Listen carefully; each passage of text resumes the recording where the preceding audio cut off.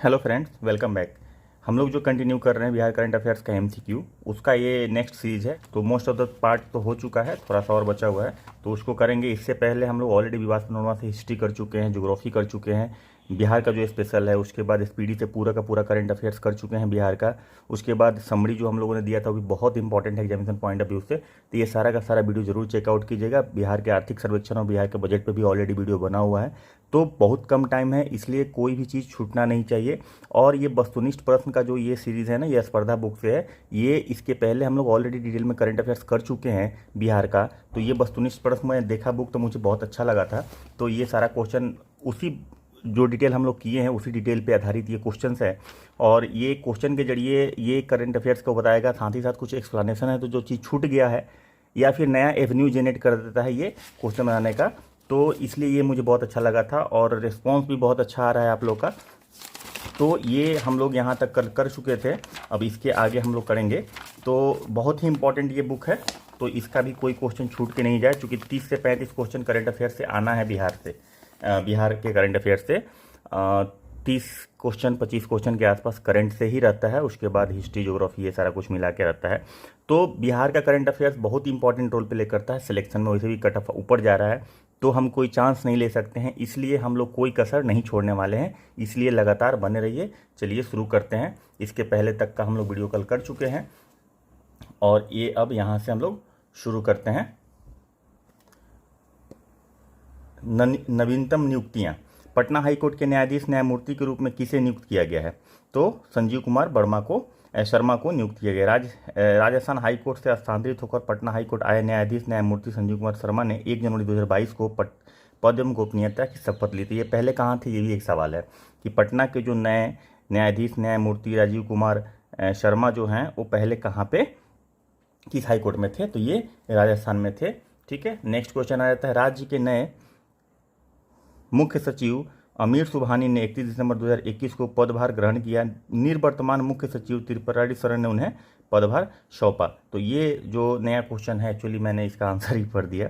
राज्य के नए मुख्य सचिव का पदभार किसे सौंपा? ठीक है, तो अमीर सुबहानी ने। ठीक है, उसके बाद आपका आ जाता है तीसरा नंबर सवाल। तीसरा नंबर सवाल में क्या है? बिहार संग्रहालय के महानिदेशक हाल ही में किसे नियुक्त किया गया है? बिहार संग्रहालय के महानिदेशक हाल ही में अंजनी सिंह को नियुक्त किया गया है। और ये एक यहाँ से भी क्वेश्चन बनता है कि मुख्यमंत्री नीतीश कुमार बिहार संग्रहालय के शासी निकाय के अध्यक्ष हैं। ठीक है, उसके बाद चौथा नंबर सवाल, हाल ही में बिहार के किस व्यक्ति को BCI bar council of India का चेयरमैन चुना गया है? तो बिहार के किस व्यक्ति को बार काउंसिल ऑफ इंडिया का चेयरमैन चुना गया है?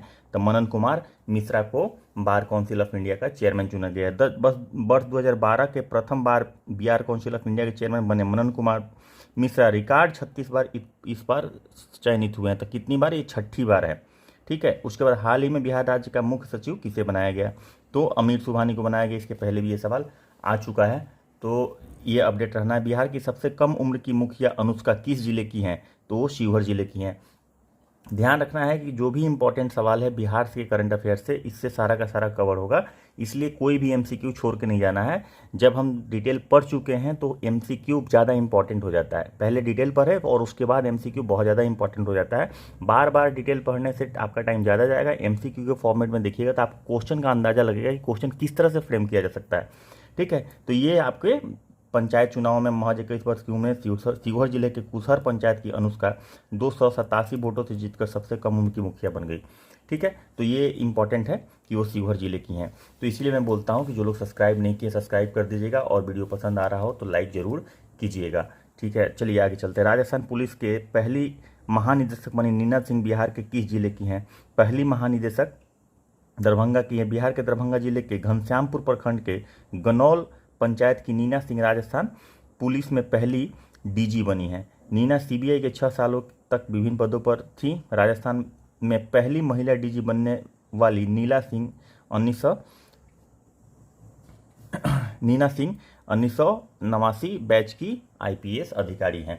तो ये भी ध्यान रखना है कि ये वहाँ की पहली महिला डीजी बनी है। डीजीपी मतलब director general of police. Bihar मूल के नेक्स्ट क्वेश्चन, किस अमेरिकी नागरिक को राष्ट्रपति जो बाइडेन का अंतर्राष्ट्रीय धार्मिक स्वतंत्रता के लिए एम्बेसडर एट लार्ज के रूप में नियुक्त किया गया है? तो राशिद हुसैन को बिहार मूल के अमेरिकी नागरिक हुसैन को अमेरिकी राष्ट्रपति जो बिडेन ने अंतर्राष्ट्रीय धार्मिक स्वतंत्रता, इंटरनेशनल रिलीजियस फ्रीडम जिसको बोलेंगे, के लिए एम्बेसडर एट लार्ज के रूप में नियुक्त किया गया है। तो इनका नाम है राशिद हुसैन। ठीक है। और इसके बाद 9 नंबर सवाल आ जाता है, बिहार मूल के किस व्यक्ति को अमेरिकी राष्ट्रपति जो बिडेन ने अंतर्राष्ट्रीय धार्मिक स्वतंत्रता के लिए एम्बेसडर एट लार्ज के रूप में नियुक्त किया है? तो फिर से आ गया राशिद हुसैन। उसके बाद आपका ये एक्चुअली रिपीटेड क्वेश्चन था। उसके बाद आ जाइए 10 नंबर सवाल। 10 नंबर को कहता है, बिहार तकनीकी सेवा आयोग, बिहार टेक्निकल सर्विसेज कमीशन के अध्यक्ष के तौर पर किसकी नियुक्ति हुई है? तो इसमें बालामुरुगन डी की नियुक्ति हुई है। ग्रामीण विकास विभाग के सचिव बालामुरुगन डी को आयोग का अध्यक्ष बनाया गया। इन्हें अपने कार्यों के अतिरिक्त अध्यक्ष का भार सौंपा गया। किस चीज़ का भाई अध्यक्ष? तो बिहार तकनीकी सेवा आयोग के अध्यक्ष के रूप में इन्हें पदभार दिया गया है, ताकि वो भी काम आप संभालिए। और इसके बाद आ जाता है 11 नंबर क्वेश्चन। 11 नंबर क्वेश्चन में क्या कहता है, बिहार राज्य योजना पार्षद के उपाध्यक्ष कौन है? योजना पार्षद के उपाध्यक्ष कौन है? तो उपाध्यक्ष विजेंद्र प्रसाद यादव हैं। ऊर्जा तथा योजना एवं विकास मंत्री विजेंद्र प्रसाद यादव 3 वर्ष या अगले आदेश तक पार्षद के उपाध्यक्ष मनोनीत किए गए हैं। देखिए, बीपीएससी का प्रिपरेशन क्या है ना, या फिर कोई भी एडमिनिस्ट्रेटिव सर्विसेज का, आईएएस का हो गया या पीसीएस का, कोई भी पीसीएस का हो गया, जब आप एडमिनिस्ट्रेटिव लेवल पे जॉब करने जा रहे हैं तो आपका प्रोस्पेक्ट जो होना चाहिए ना, थिंकिंग पैटर्न पढ़ाई में, आपके एक्टिविटीज़ में उस तरह से होना चाहिए कि एक एडमिनिस्ट्रेटर कैसे सोचता है। आपको हो सकता है कि घबराहट हो रही होगी, हो सकता है आपको लग रहा होगा कि बहुत कम टाइम है, क्या होगा नहीं होगा। काम रहिए। देखिए, घबराहट उसी को होती है ना जो पढ़ता है। अगर आप पढ़ते हैं तो आपको घबराहट होना सामान्य बात है, ये असामान्य बात नहीं है। बस कंपोजर लूज नहीं करना है, अपने मनोस्थिति को लूज नहीं करना है, बहुत ज़्यादा नहीं घबराना है और बहुत ज़्यादा निश्चिंत भी नहीं होना है। बस एक बीच वाला रास्ता अपनाना है और कंटिन्यूटी सबसे बड़ी बात है, कंटिन्यूटी मेंटेन कीजिए। एक बात जान लीजिए कि अगर आप अपने घर में आईएएस बनते हैं, आईपीएस बनते हैं, या फिर आईएएस आईपीएस की तो यह एग्ज़ाम नहीं है, लेकिन अगर आप बीपीएससी क्वालिफाई करते हैं तो आपका परिवार, आपका घर, आपका जवार सब कुछ बदल जाएगा, ये बात तय है। तो इसलिए थोड़ा पेशेंस रखिए, कंपोजर मत लूज कीजिए, और घबराहट इसमें आम बात है, इसमें कोई नई बात नहीं है। और थिंकिंग जो होगा, क्वेश्चन के पैटर्न को देखते हैं, जब कोई चीज़ पढ़ते हैं तो उसको आप ये सोचिए कि आप ऑफिसर रहते तो क्या करते, तो आप ज़्यादा कनेक्ट कर पाएंगे। या फिर आपके आसपास जो चीज़ें हो रही हैं ना, वो कैसे हो रही हैं, क्या जो स्कीम चल रहा है आपके यहाँ इंप्लीमेंट हो रहा है, उसमें क्या क्या प्रावधान है, किसको किसको फ़ायदा मिला। अगर ये आप 2 मिनट 1 मिनट के लिए सोच लेंगे ना, तो कनेक्ट कर पाएंगे, स्टोरी बन जाएगा और चीज़ें याद हो जाएगी। इसीलिए मैं बार बार बोलता हूँ कि कनेक्ट करने की कोशिश कीजिए। उससे क्या होगा कि आपको याद करने की, रटने की ज़रूरत नहीं पड़ेगी, और आप सिस्टम में जब जाएंगे तो आपको बहुत कुछ पहले से ही पता रहेगा, थ्योरी में ही एटलीस्ट पता रहेगा। तो इसलिए आपका थिंकिंग जो होगा ना, धीरे धीरे एडमिनिस्ट्रेटिव लाइन की तरफ जाना चाहिए। अगर है तो बहुत अच्छी बात है, नहीं है तो उसकी तरफ उस तरह से सोचना शुरू कीजिए। और सोचना क्या है, जो भी क्वेश्चन देखते हैं, जो भी थ्योरी पढ़ते हैं, उस थ्योरी में क्वेश्चन में सोचिए कि ये चूँकि सारा का सारा ऑलमोस्ट सामाजिकता से रिलेटेड है, करंट अफेयर्स की बात अगर करें तो बिहार से संबंधित, तो सारा का सारा कहीं ना कहीं रोल प्ले कर रहा है समाज के उत्थान के लिए, विकास के लिए, डेवलपमेंट के लिए। तो आपको उस हिसाब से सोचते रहना पड़ेगा। बिहार राज्य आपदा प्रबंधन प्राधिकरण का नया उपाध्यक्ष किसे बनाया गया है? तो नया उपाध्यक्ष उदयकांत मिश्र को बनाया गया है। उसके बाद 13 number question, Bihar real estate regulatory authority RERA के नए अध्यक्ष के रूप में किसकी नियुक्ति हुई है?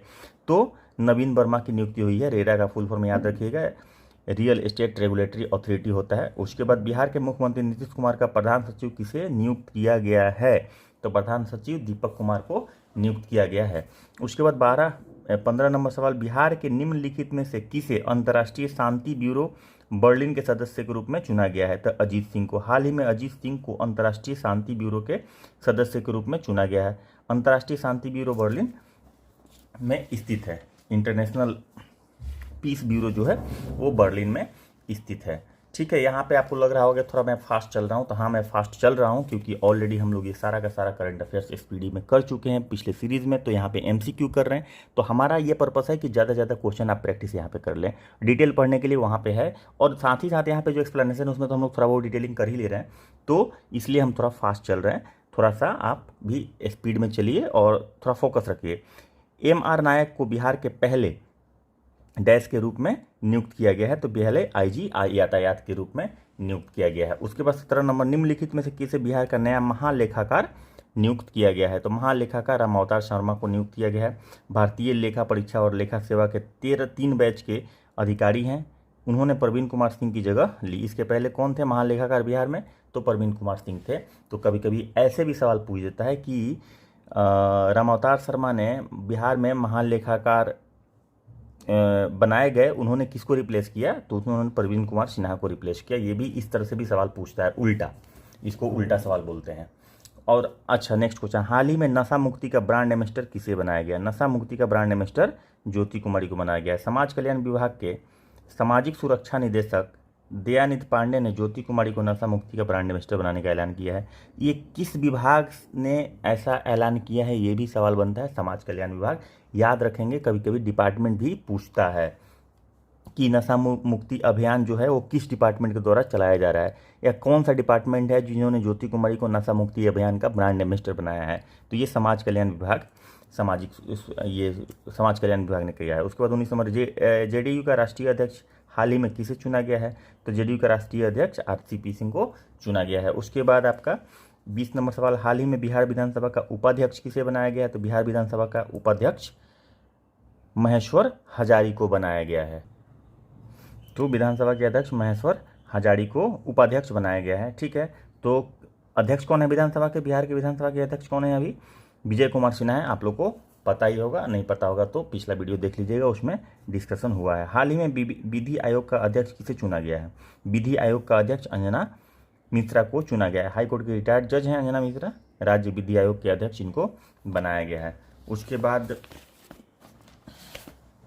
ये कुछ एडमिनिस्ट्रेटिव सेटअप का दिया हुआ है। बिहार सरकार के मुख्य सचिव, प्रधान सचिव एवं आयुक्तों का नाम दिया हुआ है। तो इसमें बहुत ज़्यादा कुछ इम्पोर्टेंट जो है वो नहीं है, मेन जो ऊपर का 2-4 इम्पोर्टेंट है वो मैं देख लेता हूँ। अब अमीर सुबहानी मुख्य सचिव, उसके बाद दीपक कुमार प्रधान सलाहकार मुख्यमंत्री के हैं, चंचल कुमार प्रधान सचिव मुख्यमंत्री के हैं, और संजीव कुमार सिन्हा अपर मुख्य सचिव अध्यक्ष सह सदस्य राजस्व पार्षद के हैं। उसके बाद अतुल प्रसाद मुख्य अपर सचिव विकास आयुक्त। उसके बाद बहुत ज़्यादा इंपॉर्टेंट नहीं है, ये मेन ऊपर वाला ये 3-4 नाम रहता है वो इम्पोर्टेंट रहता है। वैसे एक नज़र आप देख लीजिए, लेकिन ज़्यादा कुछ इसमें है नहीं, मैं वैसे बस वीडियो घुमा देता हूँ। ठीक है, इसमें ज़्यादा कुछ है नहीं, तो इसमें बस एक नज़र देख लीजिए। ये बुक तो आप लोग के पास ऑलरेडी होगा ही, ठीक है, तो वो सब देख लीजिएगा। लेकिन मेरा ये फोकस है कि जो सबसे इम्पॉर्टेंट चीज़ें हैं उसको किया जाए। पुरस्कार और सम्मान में अभी आ जाइए।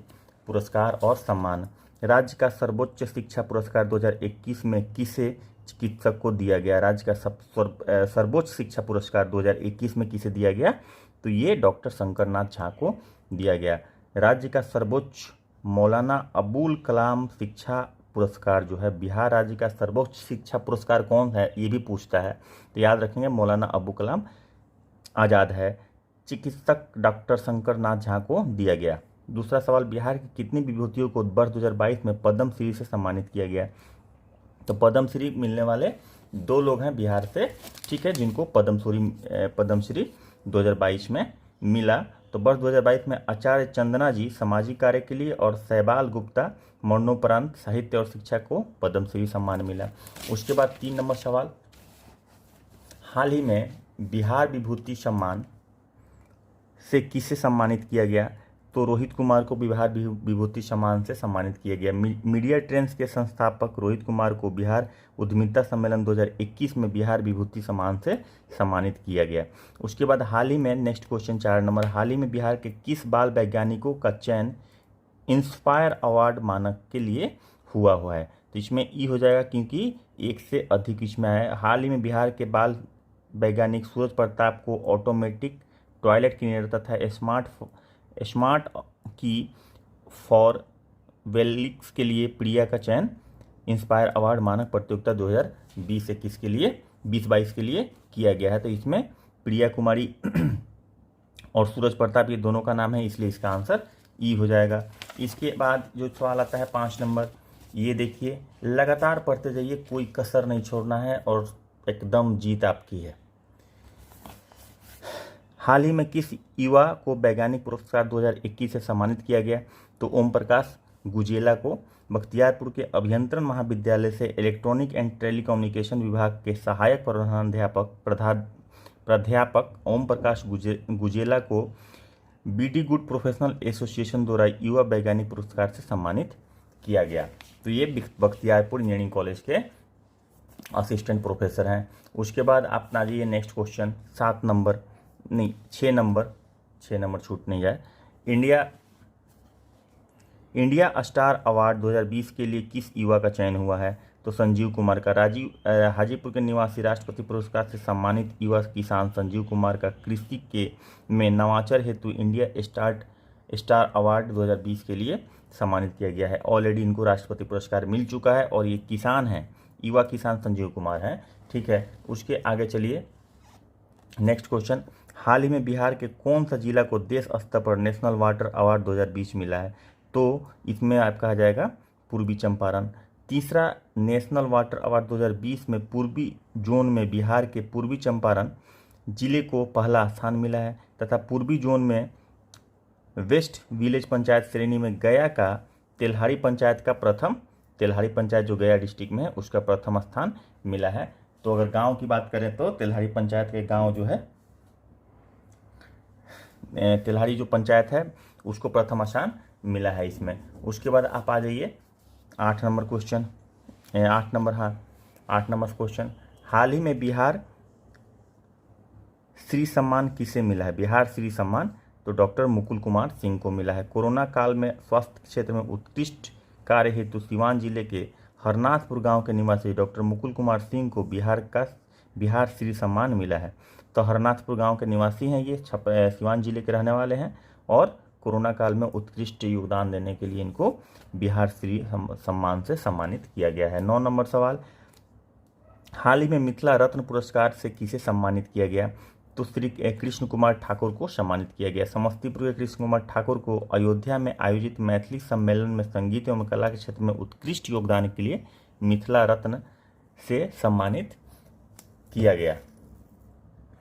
उसके बाद आपका आ जाता है 10 number question. European society for quality research ISQR ने बिहार के किस विश्वविद्यालय को क्वालिटी अचीवमेंट अवार्ड 2021 से सम्मानित किया है? तो इसमें आपका आंसर हो जाएगा नालंदा विश्वविद्यालय। ठीक है, इसमें नालंदा विश्वविद्यालय को बहुआयामी एवं अनुसंधान उन्मुख शिक्षा पद्धति के लिए स्विट्जरलैंड की संस्था European society for quality research in quality achievement award से सम्मानित किया नालंदा यूनिवर्सिटी को। 75वीं स्कॉच समिट में किस राज्य को गवर्नेंस गोल्ड अवार्ड मिला? 75वीं स्कॉच समिट में किस राज्य को गोल्ड अवार्ड मिला, गवर्नेंस गोल्ड अवार्ड मिला? तो इसका आंसर आपका हो जाएगा बिहार के में लोक सेवाओं की अदायगी में पारदर्शिता एवं जवाबदेही सुनिश्चित करने तथा ई लोक सेवा जैसी नवाचार हेतु नवंबर 2021 में वर्चुअल रूप से आयोजित नवंबर 2021 में ये हुआ था, इसमें मिला। 12 नंबर सवाल। बिहार की किस बालिका ने एक दिन के लिए यूनिसेफ प्रमुख की जिम्मेदारी संभाली थी? तो आधा कुमारी ने एक दिन के लिए यूनिसेफ क्या लिखते हैं, United nation international child education fund होता है यूनिसेफ का फुल फॉर्म। ठीक है, तो विश्व बाल सप्ताह में पर किड्स टेक ओवर के तहत बच्चों में आत्मविश्वास बढ़ाने के उद्देश्य से शुरू की गई पहल के तहत 8 वर्ष की आधा कुमारी ने यूनिसेफ के बिहार प्रमुख की जिम्मेवारी एक दिन के लिए संभाली थी। आधा कुमारी इनका नाम है और इन्होंने बिहार यूनिट का जो यूनिसेफ है उसका एक दिन का मतलब क्या बोलते हैं कि प्रमुख बनी थी, उसकी हेड बनी थी। उसके बाद 13वां नंबर सवाल। साहित्य अकादमी अनुवाद पुरस्कार, यहाँ पे देखिए अनुवाद पुरस्कार 2020 में मैथिली भाषा के लिए किन्हें दिया गया? तो अनुवाद पुरस्कार मैथिली भाषा के लिए स्वर्गीय जितेंद्र नारायण झा को दिया गया। साहित्य अकादमी ने वर्ष 2020 साहित्य अनुवाद पुरस्कार के लिए 24 पुस्तकों को चुना। इसमें राजे ग्राम निवासी स्वर्गीय जितेंद्र नारायण झा को स्वप्नमय चक्रवर्ती के उपन्यास चतुष्पाठी का मैथिली में चौपड़ी के नाम से अनुवाद के लिए पुरस्कार दिया गया। तो किस चीज़ के लिए दिया गया? चतुष्पाठी जो था उसका मैथिली में अनुवाद करके चौपाड़ी उसका नाम दिया गया, इसके लिए इनको दिया गया किसको? स्वर्गीय जितेंद्र नारायण झा को। उसके बाद नेक्स्ट क्वेश्चन दुबई में माइलस्टोन मिसेस एशिया का खिताब जीतने वाली सुचिता सिंह किस जिले की निवासी हैं? तो ये हैं पटना जिले की निवासी। Miss and Mrs Asia International प्रतियोगिता का आयोजन दुबई में के वाही अमजान पैलेस में हुआ, जहां बिहार पटना की सुचिता सिंह ने माइलस्टोन मिसेज एशिया का ताज हासिल किया। माइलस्टोन मिसेज एशिया का ताज किसने हासिल किया? तो इनका नाम क्या है? इनका नाम है सुचिता सिंह और ये पटना की रहने वाली हैं। तो याद रखेंगे, ये भी सवाल इम्पोर्टेंट है। इसका सारा सवाल ही इम्पोर्टेंट है, तो हम लोग को कुछ भी नहीं छोड़ के जाना है। बिहार के किस खिलाड़ी को national best sports person award दिया गया? तो शम्स आलम को national best award sports person award दिया गया। 3 दिसंबर 2021 को अंतर्राष्ट्रीय दिव्यांग दिवस पर अंतर्राष्ट्रीय पैरा तैराक शम्स आलम को national best sports person award दिया गया। उसके बाद नेक्स्ट क्वेश्चन आ जाता है 16 नंबर। बिहार के किस व्यक्ति को Indian glory social worker of the year award से सम्मानित किया गया? Indian glory social worker of the year award से बिहार के किस व्यक्ति को सम्मानित किया गया? तो खुर्शीद अहमद को सम्मानित किया गया। ये हैं एडवांटेज ग्रुप के सीईओ और संस्थापक तथा एडवांटेज स्पोर्ट्स के सचिव खुर्शीद आलम को प्रतिष्ठित social worker of the year award से सम्मानित किया गया। उसके बाद 17 नंबर क्वेश्चन। 12वें बिहार खेल समारोह 2021 में स्वर्ण पदक विजेता प्रमोद भगत और कांस्य पदक विजेता शरद कुमार को किस सम्मान से सम्मानित किया गया? 12वें बिहार खेल समारोह में, ये राष्ट्रीय खेल नहीं है, बिहार खेल समारोह 2021 में स्वर्ण पदक के विजेता कौन थे? विजेता प्रमोद भगत और कांस्य पदक के विजेता शरद कुमार को किस सम्मान से सम्मानित किया गया? तो बिहार खेल रत्न के सम्मान से सम्मानित किया गया। उसके बाद 18 नंबर सवाल। बिहार के सिटीजन केयर ग्रुप के किस सम्मान से सम्मानित किया गया? बिहार के सिटीजन केयर ग्रुप को किस सम्मान से सम्मानित किया गया? तो इंटरनेशनल ग्लोरी अवार्ड से सम्मानित किया गया। उसके बाद आपका आ जाता है 19 नंबर सवाल। राष्ट्रीय शिक्षक पुरस्कार 2021 के लिए बिहार से कितने शिक्षकों का चयन किया गया? तो बिहार से 2 शिक्षकों का चयन हुआ था राष्ट्रीय शिक्षक पुरस्कार के लिए। उसके बाद भारत रत्न से सम्मानित बिहार के प्रमुख व्यक्ति कौन कौन हैं, ये एक बॉक्स में दिया हुआ है, तो ये देख लें। तो सबसे पहले डॉक्टर राजेंद्र प्रसाद, जो हमारे पहले प्रेसिडेंट थे, 1962 में मिला इनको। डॉक्टर जाकिर हुसैन 1963 में मिला। मौलाना अबुल कलाम आज़ाद 1992 में मिला। लोकनायक जयप्रकाश नारायण 1999 में मिला। उस्ताद बिस्मिल्लाह खां 2001 में मिला। तो 5 लोगों को बिहार से भारत रत्न पुरस्कार अभी तक मिल चुका है। तो अगर इस तरह से सवाल पूछता है कि भारत रत्न पुरस्कार बिहार में कितने लोगों को मिला है, तो 5 लोगों को मिला है, या इनमें से किनको मिला है, तो ये नाम याद रखेंगे तो आपका सवाल नहीं छूटेगा, उसमें से गलती नहीं होगी। ये नाम याद रखिएगा, क्योंकि 5 नाम के अलावा अगर कुछ भी रहेगा तो गलत हो जाएगा।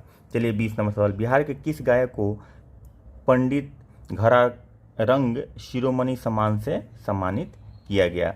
तो पंडित सत्यनारायण पाठक को घरारंग शिरोमणि सम्मान से सम्मानित किया गया। ख्याल गायकी में देश विदेश तक जिले की पहचान बनाने वाले गायक पंडित सत्यनारायण पाठक को पंडित घरारंग शिरोमणि सम्मान से नवाजा गया। डुमरांव घराना ध्रुपद की ओर से पूरे देश की 9 गायक संगीतकारों का चयन किया गया है। उसके बाद नेक्स्ट क्वेश्चन आ जाता है 21 नंबर। बिहार सरकार द्वारा अनंत विजय को कौन सा पुरस्कार दिया गया? तो अनंत विजय को फादर कामिल बुल के पुरस्कार से सम्मानित किया गया।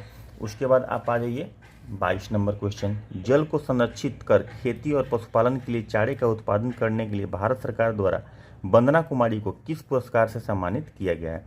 जल को संरक्षित किया गया, कंजर्वेशन किया गया, वाटर कंजर्वेशन। उसके बाद खेती और पशुपालन के लिए चारा का उत्पादन किया गया, खेती के लिए भी उत्पादन किया गया।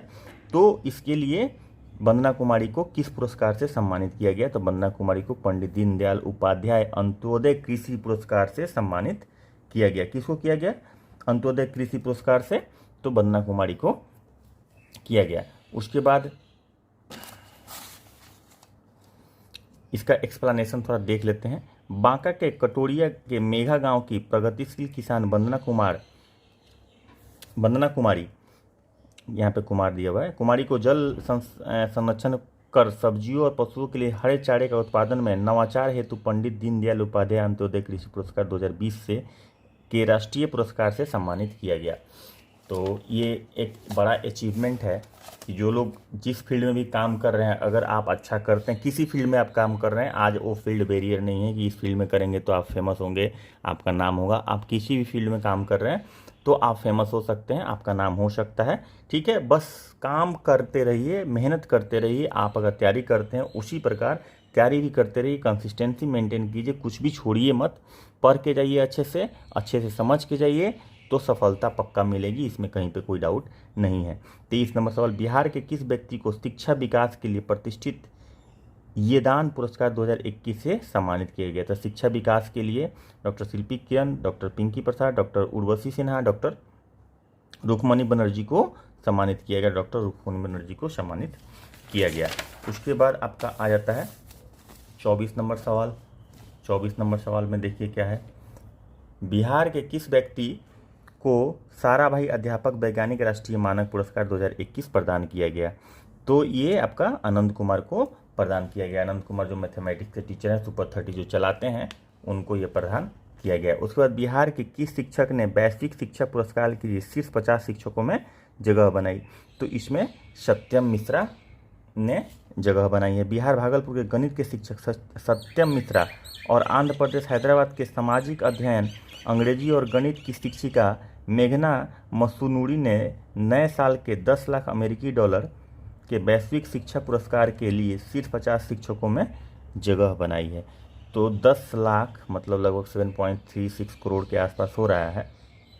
नए साल के 10 लाख अमेरिकी डॉलर में 50 शिक्षकों को जो मिलेगा, तो उसके लिस्ट में जगह 2 लोग बनाए हैं पूरे भारत में, जिसमें बिहार के एक हैं, भागलपुर के सत्यम मिश्रा।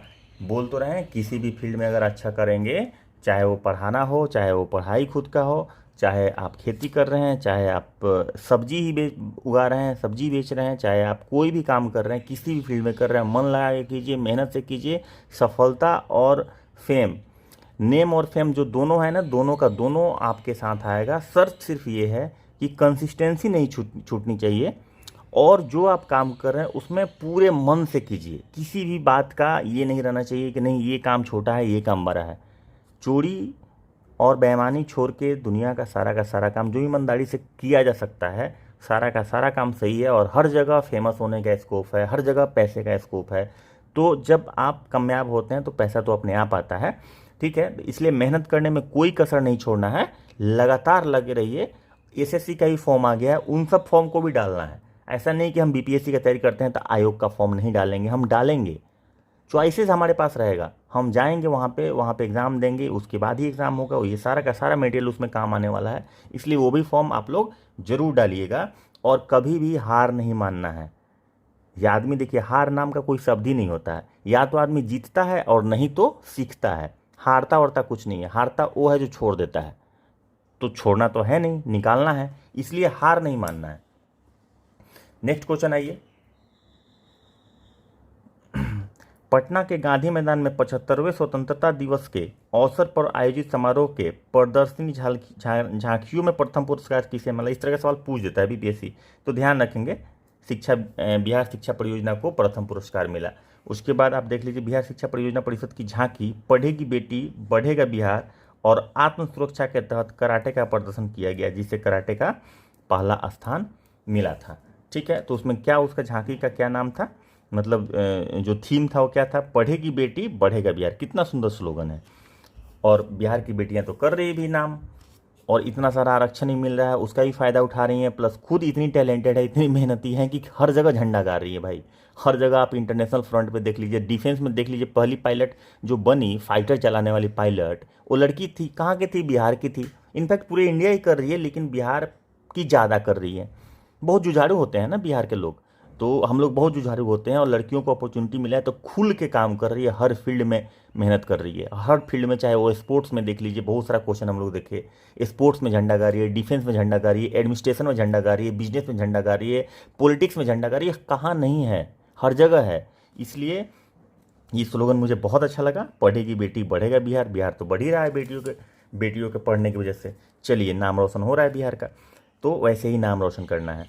चलिए 27 नंबर, बिहार के किस व्यक्ति को 75वें स्वतंत्रता दिवस पर रक्षा मंत्रालय द्वारा सिविल अधिकारी को दिया जाने वाला सर्वोच्च पुरस्कार चीफ ऑफ डिफेंस स्टाफ प्रशस्ति से सम्मानित किया गया? तो जितेंद्र कुमार को सम्मानित किया गया।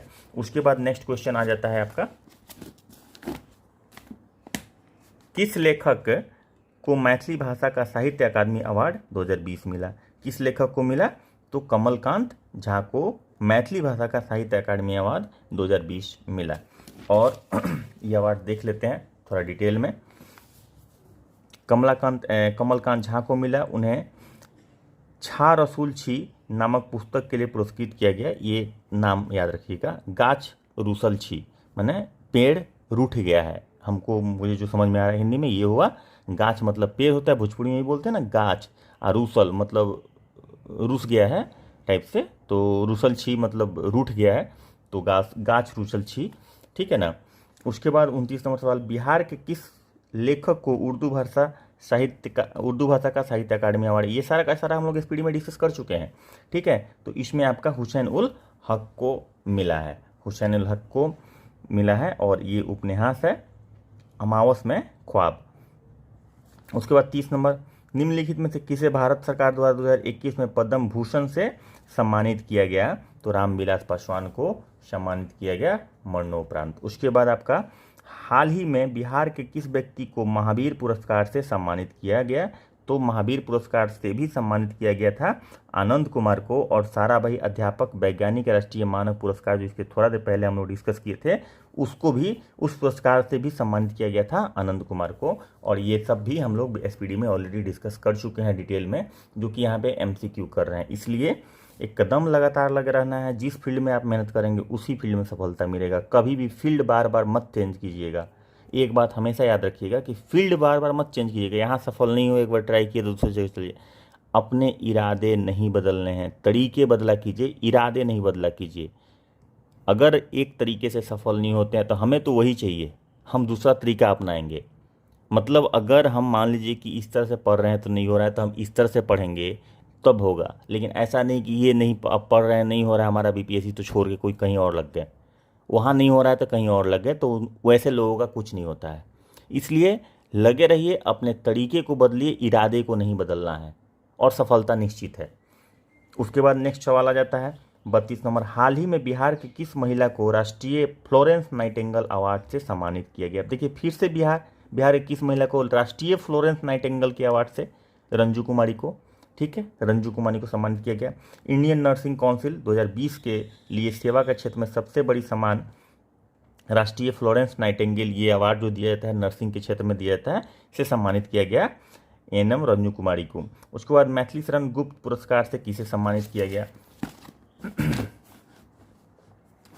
मैथिली शरण गुप्त पुरस्कार से किसे सम्मानित किया गया? तो दिलीप कुमार को। बिहार के दिलीप कुमार को उनके काव्य संग्रह अप डाउन में फंसी जिंदगी के लिए मैथिली शरण गुप्त पुरस्कार से सम्मानित किया गया। उसके बाद ये आज आपका आ जाता है विगत वर्षों में बिहार से पुरस्कृत व्यक्तित्व, ठीक है। तो एक नज़र देख लेते हैं इसमें। रामविलास पासवान जन सेवा में मरणोपरांत क्या मिला? पद्म भूषण पुरस्कार। जॉर्ज फर्नांडिस लोक सेवा में मरणोपरांत 2020 के लिए, और रामविलास पासवान को 2021 के लिए मिला। हुकुमदेव नारायण समाज सेवा के लिए 2019 में। तो 2019, 20, 21 ये तीनों साल किसको मिला है? तो 19 में हुकुमदेव नारायण को, जॉर्ज फर्नांडिस को 20 में, और रामविलास पासवान को 21 में। क्रोनोलॉजी भी दे सकता है, इसलिए याद रखिएगा, और बहुत पुराना नहीं जाएगा, ये भी बात है। उसके बाद पद्म श्री पुरस्कार देख लीजिए। तो पद्म श्री पुरस्कार 2022 में आचार्य चंदना जी सामाजिक कार्य के लिए, 2022 में सहबाल गुप्ता साहित्य शिक्षा, जो हम लोग देख चुके हैं। उसके बाद 2022 में 2 लोगों को मिला। 2021 में आपको देख लीजिए, ये इतने लोगों को मतलब 4 लोगों को मिला है 2021 में। दुरारी देवी रामचंद्र माझी और मिदुरा सिन्हा। दिलीप कुमार सिंह चिकित्सा साहित्य शिक्षा कला, और कला के लिए मिला, यानी कि 2 लोगों को कला के लिए मिला, और ये आपको दिलीप कुमार और मृदुला सिन्हा को चिकित्सा और साहित्य एवं शिक्षा रेस्पेक्टिवली क्रमशः करके मिला। उसके बाद आप आ जाइए 2020 में शांति जैन को कला के लिए, श्याम सुंदर समला को 2020 में कला के लिए, और 2020 में बहुत सारे लोगों को मिला है या यहाँ से लेके और यहाँ तक ये पूरा 1 2 3 4 5 6 7 8 9 8 लोगों को 2020 के लिए मिला था। ठीक है, तो ये नाम याद रखेंगे, चूंकि डॉक्टर शांति राय को मिला था 2020 के लिए, तो 2020 वाला नहीं पूछेगा, 2022 तक का ही पूछेगा, 2020 का नहीं पूछेगा। फिर भी अपने को देख लेना चाहिए, एक नज़र देख लीजिए। उसके बाद आपका आ जाता है मेजर ध्यानचंद पुरस्कार प्रमोद भगत को पैरा बैडमिंटन 2021 के लिए मिला। ठीक है, और बिहार में पुरस्कृत जो है विगत वर्षों में बिहार में से पुरस्कृत व्यक्तित्व जो है उनके लिए है जो बिहार से हैं। प्रमोद भगत पैरा बैडमिंटन में 2021 में अर्जुन पुरस्कार प्रमोद भगत को मिला पैरा बैडमिंटन 2019 के लिए। महावीर चक्र कर्नल बी संतोष बाबू बिहार रेजिमेंट मरणोपंतन 2021 में मिला। और वीर चक्र नायब सूबेदार नुदुराम सोरेन बिहार रेजिमेंट मरणोपंतन 2021। उसके बाद साहित्य अकादमी अवार्ड में आ जाइए, तो साहित्य अकादमी अनामिका हिंदी टोकरी में दिवंत थेरी गाथा, इसके लिए साहित्य अकादमी अवार्ड 2020 अनामिका को मिला। कमलकांत झा को मैथिली में गाछ रूसल छी 2020 के लिए मिला। हुसैन उल हक को उर्दू के लिए अमावस का ख्वाब 2020 के लिए साहित्य अकादमी अवार्ड उर्दू के उसमें मिला। उसके बाद बिहार में खेल रत्न जो है Pramod Bhagat para badminton, Sharad Kumar para high jump. ठीक है, तो ये दोनों का दोनों ऑलरेडी हम लोग डिस्कस कर चुके हैं। उसके बाद बिहार कला पुरस्कार एवं सम्मान, बिहार कला पुरस्कार एवं सम्मान। राधा मोहन वरिष्ठ पुरस्कार राजीव रंजन को समकालीन आर्ट फोटोग्राफी के लिए मिला। उसके बाद राधा मोहन युवा पुरस्कार पिंटू प्रसाद समकालीन आर्ट फोटोग्राफी के लिए। उसके बाद कुमुद शर्मा वरिष्ठ पुरस्कार संगीत के लिए। कुमुद शर्मा युवा पुरस्कार श्वेता सिन्हा शाह समकालीन कला के लिए। सीता देवी वरिष्ठ पुरस्कार फिरंगी लाल गुप्ता को मिला लोकनायक के लिए, लोक गायन के लिए। उसके बाद दिनकर वरिष्ठ पुरस्कार अशोक कुमार सिन्हा को मिला। भिखारी ठाकुर युवा पुरस्कार ये आपको रंगमंच के लिए मिला 19-20 के लिए धर्मेश मेहता को। उसके बाद आपका रहता है सीता देवी पुरस्कार युवा पुरस्कार मुक्ति झा को लोक कला के लिए। विंध्यवासिनी देवी वरिष्ठ पुरस्कार उमेश कुमार सिंह लोक गायन के लिए। विंध्यवासिनी देवी युवा पुरस्कार चंदन कुमारी लोक गायन के लिए। रामेश्वर सिंह कश्यप युवा पुरस्कार आपको मिल गया किसको, दीपक कुमार को। बिस्मिल्ला खां वरिष्ठ पुरस्कार डॉक्टर ममतूजा हुसैन बाद यंत्र के लिए, बाद वादन के लिए। उसके बाद अमरपाली वरिष्ठ पुरस्कार रमादास शास्त्रीय नृत्य के लिए। उसके बाद आपका रहता है बिहार सरकार के राजभाषा विभाग पुरस्कार 2021 राजभाषा पुरस्कार। डॉक्टर राजेंद्र प्रसाद शिखर सम्मान विश्वनाथ तिवारी को। बाबा साहेब भीमराव अम्बेडकर पुरस्कार डॉक्टर अशोक कुमार को। उसके बाद आपको जननायक कर्पूरी ठाकुर पुरस्कार मृणाल पांडे को। बीपी मंडल पुरस्कार सुशील टक भौड़े को। नागार्जुन पुरस्कार सत्यनारायण को। दिनकर पुरस्कार राम श्रेष्ठ दीवाना को। और फणीश्वर नाथ रेणु पुरस्कार जाबिर हुसैन को। महादेवी वर्मा पुरस्कार डॉक्टर पूनम सिंह को। गंगा शरण पुरस्कार बंजा को। उसके बाद विद्यापति पुरस्कार गीता श्री को। उसके बाद आपका आ जाता है मोहनलाल महतो वियोगी पुरस्कार राकेश सिन्हा रवि को। भिखारी ठाकुर सम्मान भगवती प्रसाद द्विवेदी और डॉक्टर गियर्सन पुरस्कार डॉक्टर छाया सिन्हा को। और डॉक्टर कामिल बुल्के पुरस्कार अनंत विजय को। तो देखिए ये अवार्ड पुरस्कार क्यों मिलता है, recognition in the particular field. तो जाहिर सी बात है कि ये लोग अपने अपने फील्ड में अलग अलग फील्ड से हैं और अपने फील्ड में अलग अलग लेवल पे काम किए हैं, तो इसलिए इन लोगों को रिकॉग्निशन मिला है। तो इसीलिए मैं बोल रहा हूँ कि मेहनत कीजिए, मेहनत पे फोकस कीजिए, सफलता आपके कदम चूमेगी, इसमें कोई डाउट नहीं है। एक बात जान लीजिए कि आप जो भी तैयारी कर रहे हैं, जहाँ भी तैयारी कर रहे हैं, आपका परिवार, आपके पिताजी, आपके माताजी आपसे बहुत ज़्यादा उम्मीद किए हैं। परिवार में सबसे ज़्यादा उम्मीद माता पिता को ही होता है। पिताजी का उम्मीद दिखता नहीं है, वो बोलते नहीं हैं, लेकिन उम्मीद उनको होता है बहुत। ये चीज़ हम लोग बहुत फील किए हैं। इसलिए जब भी आपको लगे कि नहीं यार छोड़ देते हैं, जब भी आप ऐसा सोच रही हो कि चलो थोड़ा गप मार लेते हैं, थोड़ा बैठ लेते हैं, तो ये सोचिएगा कि पिताजी की खुशी कितना खुश होंगे जब आपका रिजल्ट आएगा। तो इस बात को इमेजिन कीजिएगा। इसलिए ये एक इनकरेजिंग चीज़ होता है कि कोई ना कोई हमारे घर में जो हमारा सबसे प्यारा है वो हमसे उम्मीद लगाए बैठा हुआ है। इसलिए हम न थकेंगे न रुकेंगे, जब तक रिजल्ट नहीं आएगा तब तक छोड़ेंगे नहीं। चलिए नेक्स्ट निधन और श्रद्धांजलि की बात अगर कर लेते हैं, तो इसमें जो इम्पोर्टेंट होगा, इससे बहुत इंपॉर्टेंट होगा तभी सवाल आता है, नहीं तो जनरली से सवाल आता नहीं है। चलिए देख लेते हैं। पूर्व सांसद पूर्व राजदूत एवं स्तंभकार डॉक्टर गौरीशंकर राजहंस का 84 वर्ष की उम्र में हाल ही में निधन हो गया। किस देश में भारत के राजदूत थे? तो वो आपको कंबोडिया और लाओस दोनों में थी, इसलिए इसका आंसर ई हो जाएगा। उसके बाद हाल ही में महेंद्र प्रसाद सिंह का निधन हो गया। इनका संबंध किससे था? तो महेंद्र प्रसाद सिंह का जो निधन हुआ उनका संबंध राजनीति से था। सबसे रईस राज्यसभा संसदों में एक किंग महेंद्र के नाम से जाने जाने वाले महेंद्र सिंह का निधन हो गया। तो ये सारा कुछ हम लोग ऑलरेडी डिस्कस कर चुके हैं। यहाँ पे था इसका महेंद्र सिंह वाला, नहीं दिख रहा था। देखिए महेंद्र सिंह का निधन हो गया, वो उसका संबंध किससे था? तो राजनीतिक में थे और किंग महेंद्र के नाम से वो फेमस थे। उसके बाद किस विधानसभा सीट से 9 बार विधायक रहे बिहार विधानसभा के पूर्व अध्यक्ष सदानंद सिंह का निधन हाल ही में हो गया। तो 9 बार विधायक भाई बिहार कहलगांव से वो थे। तो याद रखेंगे कि सदानंद सिंह जो थे वो कहलगांव से विधायक थे और 9 बार विधायक थे, उनका देहांत हो गया, तो राजनीतिक से जुड़े हुए थे। उसके बाद आपका चौथा नंबर सवाल, रामावतार वत्सयान जिनका निधन हाल ही में हो गया, उनका संबंध किस क्षेत्र से? संबंध भी पूछता है, ये ध्यान रखना है, ये शिक्षा से संबंधित है। ठीक है, वीमेंस कॉलेज में पटना के संस्थापक थे, तो शिक्षा के क्षेत्र में इनका संबंध था। उसके बाद बिहार गौरव गान की रचयिता किस साहित्यकार का निधन हाल ही में हुआ? तो डॉक्टर शांति जैन का। बिहार गौरव गान की रचयिता, बिहार की चर्चित लेखिका और लोक गायिका डॉक्टर शांति जैन का 75 वर्ष की उम्र में निधन हो गया। ठीक है ना। और स्वर्गीय शांति तत्कालीन राष्ट्रपति प्रतिभा देवी सिंह पाटिल द्वारा राष्ट्रीय देवी अहिल्या सम्मान से विभूषित हो चुकी थी। राष्ट्रीय देवी अहिल्या सम्मान से विभूषित इनको किया जा चुका था राष्ट्रपति की, तत्कालीन राष्ट्रपति उस समय जब थी प्रतिभा देवी सिंह पाटिल, उनके द्वारा। उसके बाद छठा नंबर सवाल, डॉक्टर मोहन मिश्रा जिनका निधन हाल ही में हो गया, वह किस रोग प्रस्तोक के लिए 2014 में पद्मश्री पुरस्कार से सम्मानित किया गया था? तो कालाजार पर रिसर्च किए गए थे, इसीलिए उनको सम्मानित किया गया था। उसके बाद 7 नंबर, डॉक्टर रविंद्र राजहंस का निधन हाल ही में हो गया, का संबंध किस क्षेत्र से था? तो उनका रविंद्र राजहंस का जो क्षेत्र है वो साहित्य है। उसके बाद 1974 में लोकनायक जयप्रकाश नारायण के नेतृत्व में हुए ऐतिहासिक बिहार आंदोलन में नुक्कड़ पर उतरे कवियों की अग्र पंक्ति में रहे युग के यशस्वी कवि डॉक्टर रविंद्र राजहंस का निधन हो गया। इनका संबंध साहित्य से था। इनकी एक पुस्तक सनराइज इन स्लम्स, जो फुटपाथ और झोपड़ियों में जीने वाले बच्चों के जीवन पर लिखी गई एक अत्यंत मार्मिक पुस्तक है। ठीक है, सनराइज इन स्लम्स।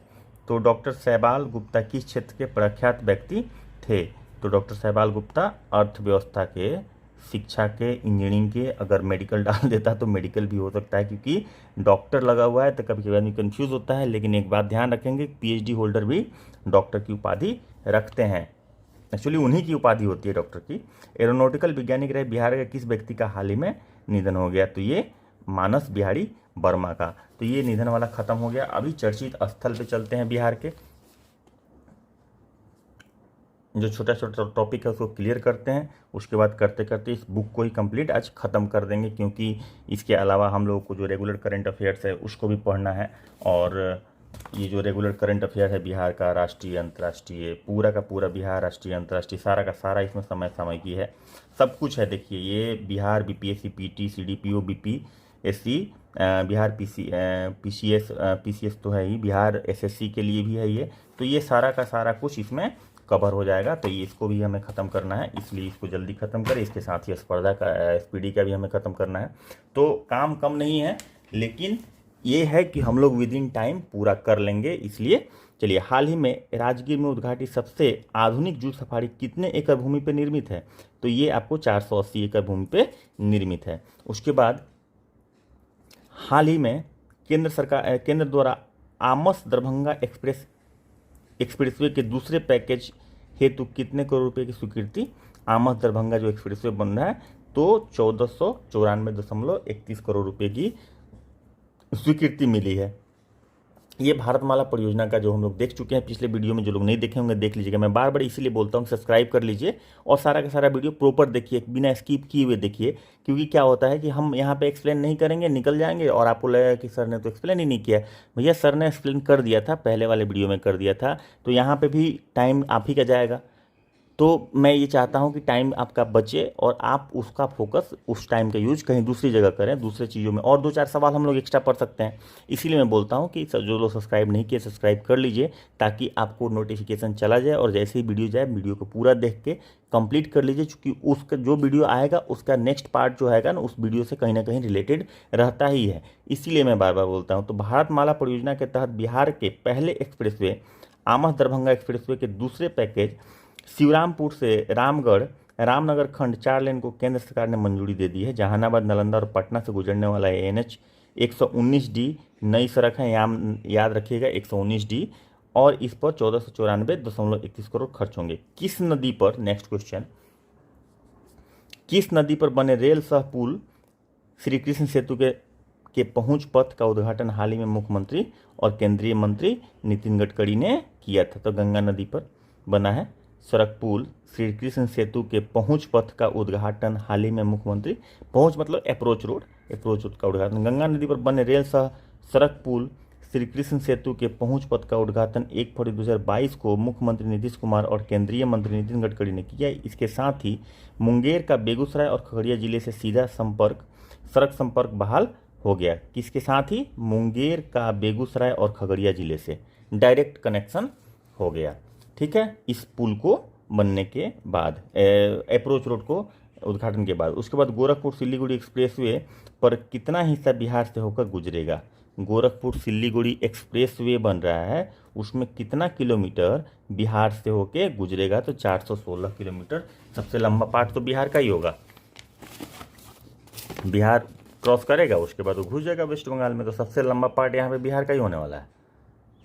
ठीक है, गोरखपुर से शुरू होता है, उसके बाद बिहार में गोरखपुर से सिलीगुड़ी तक एक्सप्रेसवे का निर्माण होगा। प्रस्तावित गोरखपुर सिलीगुड़ी एक्सप्रेसवे से दोनों शहरों के बीच की दूरी घटकर कितनी हो जाएगी?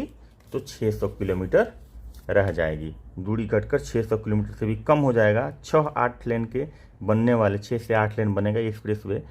416 किलोमीटर बिहार से होकर गुजरेगा। इस एक्सप्रेसवे का पूरा हिस्सा ग्रीनफील्ड होगा। मतलब कि फिर से मैं बता दे रहा हूँ, ग्रीनफील्ड का मतलब वो होता है जो भी नया प्रोजेक्ट शुरू होता है उसको ग्रीनफील्ड बोलते हैं, और जो प्रोजेक्ट रहता है और उसमें कुछ मॉडिफिकेशन, एक्सटेंशन, फेरबदली उसका होता है उसको ब्राउनफील्ड बोलते हैं। तो एग्जिस्टिंग चीज़ों को ब्राउनफील्ड बोलते हैं, इंडस्ट्रीज हो चाहे तो सड़क हो, और नया बनेगा तो ये कंप्लीट रोड नया बनने वाला है। ऑलरेडी रोड है, ठीक है, लेकिन ये कंप्लीट रोड नया बनने वाला है। तो डिस्टेंस 600 किलोमीटर से भी कम हो जाएगा, और 600 किलोमीटर से भी कम, अगर 600 किलोमीटर मान लीजिए, 416 किलोमीटर बिहार से गुजरेगा। तो जाहिर सी बात है ये कितना प्रोस्पेक्ट ये प्रोवाइड करेगा। आप एडमिनिस्ट्रेटिव तरीके से सोचिए इस चीज़ को कि कितना ज़्यादा एवेन्यू प्रोवाइड करेगा डेवलपमेंट का, कितना ज़्यादा एवेन्यू प्रोवाइड करेगा आपको। उसके बाद भी नेक्स्ट क्वेश्चन देखिए, ये सिर्फ ऐसे नहीं पढ़ना है कि एग्जाम में आएगा हम जाके लिख देंगे। आप एडमिनिस्ट्रेटर बनने जा रहे हैं, आप ग्राउंड लेवल से लेकर टॉप लेवल पे कहीं ना कहीं एडमिनिस्ट्रेटर के रूप में रोल प्ले करने वाले हैं। तो आपको उस तरह सोचना है कि इकोनॉमिक डेवलपमेंट क्या होगा। अब आप जब सोचेंगे नहीं तब तक ख्याल नहीं आएगा, तब तक विचार नहीं आएगा, तब तक थॉट्स नहीं आएगा। आपको सोचना पड़ेगा, थॉट्स अपने आप नहीं बनता है। जब आप ये सोच रहे हैं कि एक्सप्रेसवे गुजरेगा, बस याद कर ले 416 किलोमीटर गुजरेगा, और गोरखपुर से सिलीगुड़ी के बीच में हाईवे बनने वाला है 6 से 8 लेन, और 416 किलोमीटर बिहार से गुजरेगा, बात खत्म। आपके दिमाग में थॉट नहीं आएगा। जब मेंस लिखने जाएंगे तो क्या करेंगे? पूछ देगा कि एक्सप्रेसवे बन रहा है तो बिहार की इकोनॉमी पे क्या असर पड़ेगा। अब आप सोच रहे हैं, अरे ये तो हमने किसी टीचर ने नहीं बताया था, ये तो हम आया नहीं था। हम तो बताएंगे भी, हम इस तरह से भी सवाल बताते हैं, ऐसा नहीं है। लेकिन आपको ऐसा आएगा कि ये तो हम कहीं पढ़े नहीं है, यहाँ पे तो कहीं लिखा ही नहीं है, कहीं पे किसी ने कुछ नहीं लिखा है, तो ये कहाँ से सवाल आ गया? ऐसा नहीं है। अगर आप सोचे होते, जैसे अभी पीटी का तैयारी कर रहे हैं और इसमें सोचेंगे, अरे यार इतना ज़्यादा एवेन्यू डेवलप करेगा, कितना कनेक्टिविटी बढ़ जाएगा, एक्सपोर्ट का, एग्रीकल्चर का, इंडस्ट्रियल गुड्स का कम बढ़ जाएगा। मतलब आप अलग तरीके से सोच सकते हैं, कॉरिडोर बना सकते हैं, ऑर्गेनिक कॉरिडोर बना सकते हैं, बहुत चीज़ें कुछ कर सकते हैं। तो इस तरह से जब आप सोचेंगे ना तो वहाँ पे आप लिख पाएंगे, और कुछ ना कुछ तो ज़रूर लिख देंगे, तो आपका पोजीशन बाकियों से बेहतर हो जाएगा। इसलिए मैं बोलता हूँ हमेशा कि थिंक लाइक एडमिनिस्ट्रेटर। जब आप उस तरह सोचते हैं कि एडमिनिस्ट्रेटिव सेटअप में जाने वाले हैं, तो आपका परफॉर्मेंस बहुत गुना बढ़ जाता है, जो आपको कुछ समय के बाद रियलाइज़ होगा कि वास्तव में आपका एवेन्यू कितना बढ़ गया सोचने का। चलिए नेक्स्ट क्वेश्चन, बिहार के महिला स्वाभिमान बल का मुख्यालय किस जिले में स्थापित किया जाएगा? तो महिला स्वाभिमान बल का वाल्मीकि नगर, पूर्वी पश्चिमी चंपारण में स्थापित किया जाएगा। इसके बाद आ जाइए, बिहार विशेष सशस्त्र पुलिस की महिला स्वाभिमान बटालियन का मुख्यालय बगहा के वाल्मीकि नगर में बनेगा। ज्ञातव्य है कि यह देश की पहली महिला बटालियन है जो अनुसूचित जाति की महिलाओं से बनी है, सिर्फ अनुसूचित जाति की महिलाओं से बनी है, याद रखेंगे ये महिला बटालियन, ठीक है, उस स्वाभिमान महिला बटालियन जो बनी है। उसके बाद 6 नंबर, बिहार में किस विश्वविद्यालय द्वारा मखाने की प्रोसेसिंग पर कार्य शुरू किया जाएगा? तो मखाने की प्रोसेसिंग पर TMBU भागलपुर के द्वारा किया जाएगा। तिलका मांझी भागलपुर विश्वविद्यालय केंद्र सरकार के विभिन्न मंत्रालयों में ने 5 शोध परियोजनाएं दी हैं जिसमें मखाना का प्रोसेसिंग तथा मार्केटिंग पर काम होगा।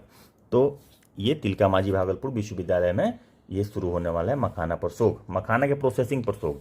उसके बाद आ जाइए नेक्स्ट 7 नंबर, हाल ही में बिहार के सारण में राष्ट्रीय जल मार्ग 1 गंगा नदी पर कालूघाट इंटर मॉडल टर्मिनल का शिलान्यास किसके द्वारा किया गया था? तो ये सर्बानंद सोनोवाल के द्वारा किया गया। उसके बाद आप आ जाइए 5 फरवरी 2022 को केंद्रीय पतन पोत परिवहन जल मार्ग आयुष मंत्री सर्बानंद सोनोवाल ने बिहार के सारण में राष्ट्रीय जल मार्ग 1 गंगा नदी पर कालूघाट इंटर मॉडल टर्मिनल का शिलान्यास किया, ठीक है ना। तो ये ऐसा नहीं सोचेंगे सुशील कुमार मोदी, नीतीश कुमार, नरेंद्र कुमार मोदी ने किया था, यहाँ पे सर्बानंद सोनोवाल ने किया था। उसके बाद हाल ही में आयोजित छठे राष्ट्रमंडल संसदीय संघ ने भारत क्षेत्रीय सम्मेलन की मेजबानी किसने की थी? तो बिहार ने की थी इसकी मेजबानी। गणतंत्र के जनक बिहार में पहली बार राष्ट्रमंडल संसदीय संघ के भारत प्रक्षेत्र का 4 दिवसीय सम्मेलन शुरुआत ज्ञान भवन में हुआ। तो ये आपका 8 नंबर सवाल यहाँ पे कंप्लीट होता है। उसके बाद आप आ जाइए, नेक्स्ट क्वेश्चन है 9 नंबर। 9 नंबर सवाल में क्या है? हाल ही में पटना कॉलेज में कौन सा स्थापना दिवस मनाया? तो 160वां स्थापना दिवस मनाया गया पटना कॉलेज का। उसके बाद हाल ही में बिहार का पहला सोलर फ्लोटिंग प्लांट कहाँ लगाया गया? तो दरभंगा में सोलर फ्लोटिंग प्लांट लगाया गया। बिहार के पहला सोलर फ्लोटिंग प्लांट दरभंगा के कदीराबाद में बनाया गया। वहीं सुपौल में दूसरा प्लांट शीघ्र ही पूर्ण होने को है। दरभंगा प्लांट का जो है 1.6 मेगावाट बिजली है और 0.528 करके मेगावाट है जो ये सुपौल वाला शुरू होने वाला है। अच्छा, ये हम लोग ऑलरेडी इसके पहले वाले वीडियो में डिस्कस कर चुके हैं। उसके बाद आ जाइए, हाल ही में बिहार के किस जिले में मंकी पार्क की स्थापना की जा रही है? तो मंकी पार्क की स्थापना अररिया जिले में की जा रही है। मशहूर कथा शिल्पी फणीश्वर रेणु के गांव अररिया जिले में फारबिसगंज के पास स्थित औराही हिंगना में 10 एकड़ जमीन पर मंकी पार्क बनाया जाएगा जिसका नाम रेणु वन होगा। इस मंकी पार्क का नाम रेणु वन होगा। उसके बाद 12 नंबर, हाल ही में बिहार के किस जिले में CNG स्टेशन बनाने का प्रस्ताव रखा गया है? तो पटना जिले में CNG स्टेशन बनाने का प्रस्ताव रखा गया है। उसके बाद 13 नंबर सवाल, बिहार का कौन सा शहर देश का पहला आयुध निर्माण शहर बन गया है? तो राजगीर देश का पहला आयुध निर्माण शहर बन गया है। बिहार का राजगीर शहर देश का पहला आयुध निर्माण शहर बन गया है। फैक्ट्री में स्वदेशी तकनीक से निर्मित BMCS यानी कि बाई मॉड्यूलर चार्ज सिस्टम का निरंतर उत्पादन हो रहा है। फैक्ट्री देश की सुरक्षा के लिए समर्पित है। आयुध निर्माणी को देश का बेस्ट सेफ फैक्ट्री अवार्ड मिला है। उसके बाद 14 नंबर, बिहार के किस शहर को पहला कचरा मुक्त शहर घोषित किया गया? कौन सा शहर है बिहार का भाई जिसमें पहला कचरा मुक्त शहर घोषित किया गया है? तो ये है सुपौल, जो पहला कचरा मुक्त शहर घोषित किया गया है। कहाँ पे? तो ये बिहार का, ठीक है। ये आप एक बार एक्सप्लेनेशन भी देख लीजिए, ठीक है। उसके बाद आप आ जाती है 15 नंबर सवाल पे। राज्य में इकलौते जीनोम सीक्वेंसिंग लैब की शुरुआत कहाँ हुई? तो पटना में हुई। जीनोम सीक्वेंसिंग लैब की शुरुआत पटना में हुई। पटना के IGIMS में कोरोना संक्रमितों पर ओमिक्रॉन वेरिएंट का पता लगाने के लिए जीनोम सीक्वेंसिंग हुई। तो कहाँ हो रहा है? IGIMS पटना में। उसके बाद बिहार के किस जिले में राज्य का पहला टॉयलेट क्लिनिक खुलेगा? टॉयलेट क्लिनिक खुलेगा। तो ये हो जाएगा इसका आंसर मुजफ्फरपुर। बिहार के मुजफ्फरपुर कुढ़नी में राज्य का पहला टॉयलेट क्लिनिक खुलेगा। लोहिया स्वच्छ बिहार अभियान के तहत 23 दिसंबर 2021 को कुढ़नी प्रखंड में राज्य का पहला टॉयलेट क्लिनिक खोला गया, ठीक है। उसके बाद 17 नंबर, बिहार के किस जिले में पहले इथेनॉल फैक्ट्री की शुरुआत की गई, बिहार के किस जिले में पहले इथेनॉल फैक्ट्री की शुरुआत की गई? तो ये हो गया आपका भोजपुर जिला।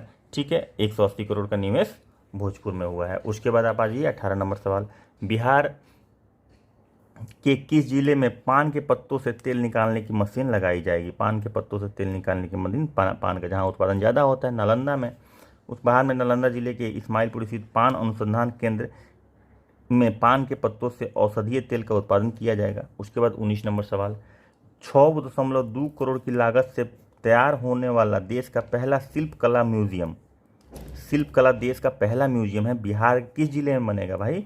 तो पटना में बनेगा ये शिल्पकला म्यूजियम बिहार के। तो बिहार पटना देश का पहला शिल्पकला म्यूजियम, क्राफ्ट आर्ट म्यूजियम जो है बनेगा। इसके लिए 6 क्राफ्ट सेंटर बनाए जा रहे हैं। म्यूजियम में शिल्पकला, लोक कला, पेंटिंग की प्रदर्शनी लगाई जाएगी। 20 नंबर सवाल, बिहार में 750 बेड वाला दूसरा एम्स कहाँ खुलेगा? तो 750 बेड वाला दूसरा एम्स कहाँ खुल रहा है भाई? दरभंगा में। एक तो पटना में खुल चुका है, दूसरा दरभंगा में खुलने वाला है, वो ऑलरेडी उसकी मंजूरी मिल चुकी है। उसके बाद आ जाइए 21 नंबर सवाल, बिहार का सबसे बड़ा इथेनॉल प्लांट किस जिला में लगेगा? सबसे बड़ा तो पूर्णिया में लगेगा। ठीक है, पूर्णिया में राज्य कैबिनेट की बैठक में messrs eastern India biofuels private limited Purnia को बिहार औद्योगिक निवेश प्रोत्साहन नियमावली 16 के तहत 65 किलोलीटर प्रतिदिन, 65 किलोलीटर मतलब 65,000 लीटर प्रतिदिन क्षमता के प्लांट स्थापना करने की स्वीकृति प्रदान की गई है। इस इथेनॉल इकाई पर 96 करोड़ 74 लाख 23 हज़ार की पूंजी निवेश किया जाएगा। इथेनॉल में यह बिहार का अब तक का सबसे बड़ा निवेश है। ठीक है, उसके बाद आ जाइए 22 नंबर क्वेश्चन, बिहार के किस जिले में पहला बायोगैस प्लांट लगेगा? तो बिहार के बक्सर जिले में पहला बायोगैस प्लांट लगेगा, इसका आंसर हो जाएगा डी। उसके बाद आ जाइए 23 नंबर क्वेश्चन, रेलवे की ओर से देश का पहला असेंबली एरिया यानी कि आपात शरण स्थान किस रेलवे जंक्शन पर बनाया जा रहा है? तो पटना जंक्शन पर। रेलवे की ओर से पटना जंक्शन में देश का पहला असेंबली एरिया यानी आपात शरण स्थल, इमरजेंसी शेल्टर बनेगा। भूकंप, अगलगी, भगदड़ या दूसरी आपदा की हालत में रेलवे यात्रियों को यहाँ शिफ्ट किया जा सकेगा। ठीक है, तो ये पटना जंक्शन पर बनाया जा रहा है। उसके बाद 24 नंबर, गया में बने पहले नगर वन को वन विभाग द्वारा क्या नाम दिया गया है? गया में पहला नगर वन बना है जिसको वन विभाग के द्वारा ब्रह्म वन का नाम दिया गया है। बहुत ही इस तरह का सवाल पूछता है और पता चलता है कहाँ से आया है, कैसे आ गया है ये सवाल, ये तो नहीं आना चाहिए था, ये तो पढ़े ही नहीं थे, कहीं सिलेबस में नहीं था। ऐसा नहीं होता है, जीएस का कोई सिलेबस नहीं होता है, पूरे यूनिवर्स में कुछ भी है वो हर चीज़ को पूछा जा सकता है।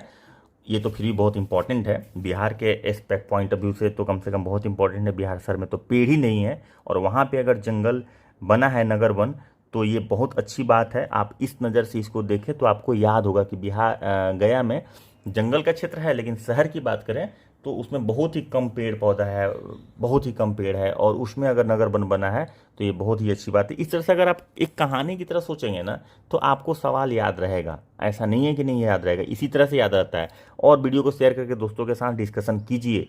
डिस्कशन करने के लिए मैं बार बार इसलिए बोल रहा हूँ, अगर आप लोग फॉलो करते हैं हमारे वीडियो को, डेफिनेटली फॉलो करते हैं तो हमारा बात भी मानिए, डिस्कशन कीजिए दोस्तों के साथ शेयर करके, देखिए आप में खुद में कितना इंप्रूवमेंट होता है। आपको रटने की थोड़ी ज़रूरत कम हो जाएगी, आप दिमाग पे जोर देंगे, रिकॉल हो जाएगा।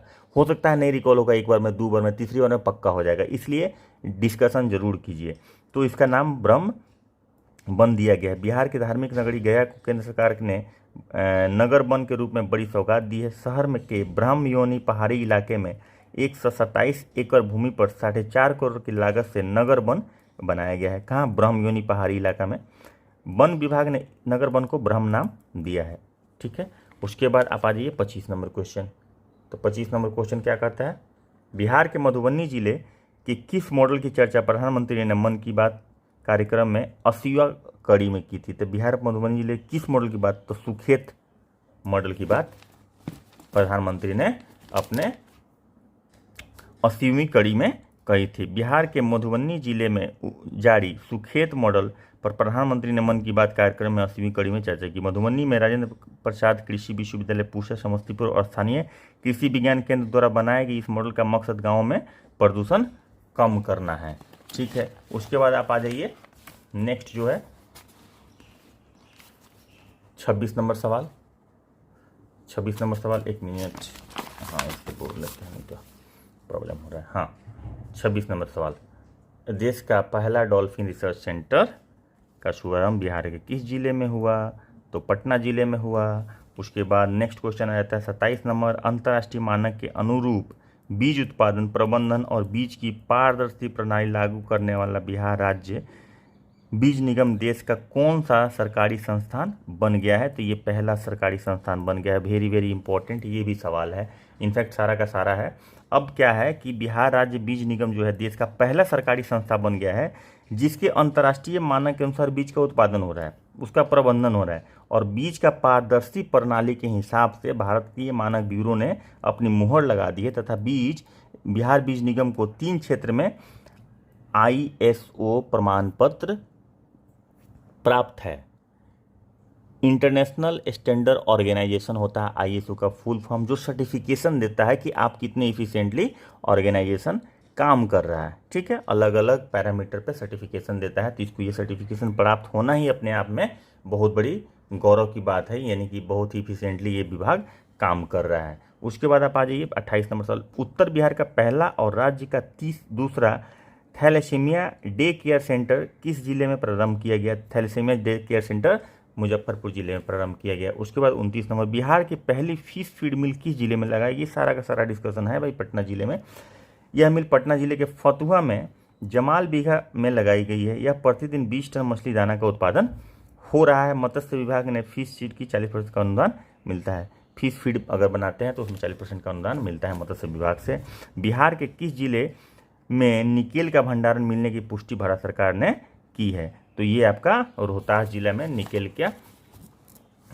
का भंडारण मिलने की पुष्टि भारत सरकार ने की है। बिहार में पोटेशियम, क्रोमियम और निकेल के भंडार मिले हैं। औरंगाबाद और गया जिले में पोटास तथा रोहतास में क्रोमियम और निकेल के प्रचुर भंडार है, ऐसा कहना है।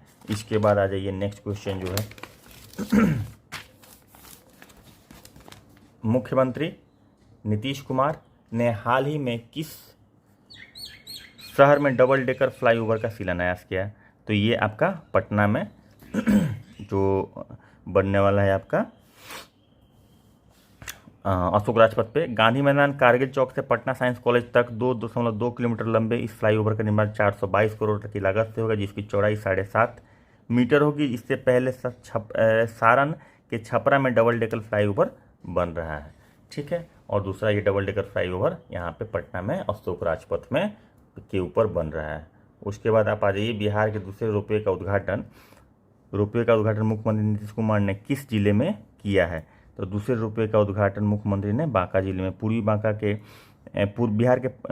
बिहार के बांका के पर्यटन स्थल मंदार पर्वत में दूसरे रोपवे का उद्घाटन मुख्यमंत्री नीतीश कुमार द्वारा किया गया है। उसके बाद 33 नंबर सवाल, भारत के प्रधान वैज्ञानिक सलाहकार प्रोफेसर के विजय राघवन ने बिहार के किस जिले में एक विकीकृत जैव चिकित्सा अपशिष्ट भस्म का उद्घाटन किया है? तो ये बक्सर जिला इसका आंसर हो जाएगा। उसके बाद आप आ जाइए नेक्स्ट क्वेश्चन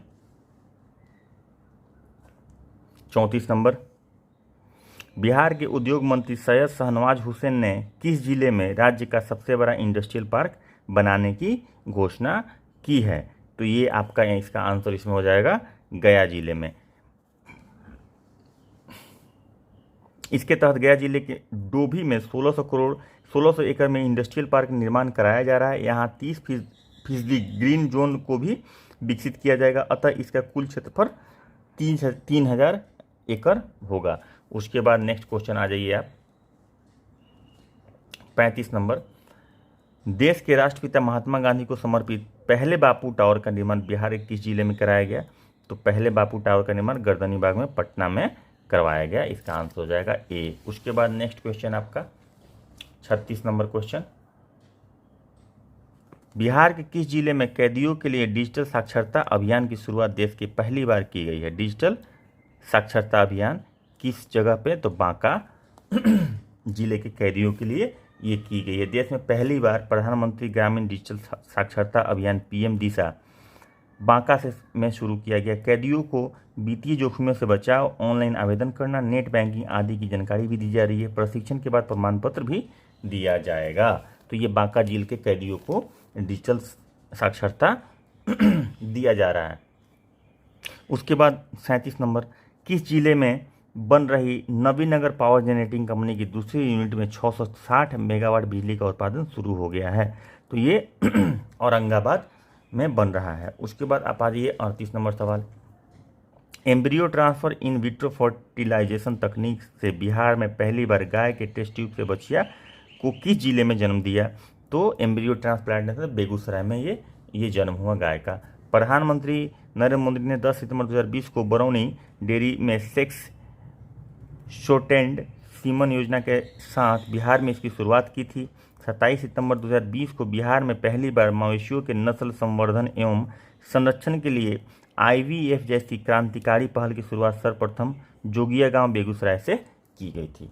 उसके बाद 39 नंबर सवाल आ जाइए, किस देश में स्थित कॉन्सुलेट जनरल ऑफ इंडिया ने बिहार को अपना टूरिज्म पार्टनर बनाया है? कॉन्सुलेट जनरल ऑफ इंडिया जो है तो बिहार को अपना पार्टनर बनाया है। तो दक्षिण अफ्रीका के कॉन्सुलेट जनरल ऑफ इंडिया ने बिहार को अपना पार्टनर बनाया है।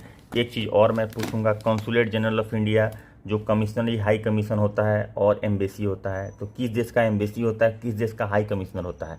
अगर यहाँ तक आप लोग वीडियो देख रहे होंगे तो आप लोग सीरियस कैंडिडेट हैं, तो आप लोग को ये पता होना चाहिए कि हाई कमिश्नर कमीशन नहीं बोलते कि हाई कमीशन, तो एम्बेसी होता है दूसरे देश का हाई कमीशन भी होता है। तो किस तरह के देश का एम्बेसी होता है और किस तरह के देश का हाई कमीशन होता है, हमें कमेंट में बताइएगा।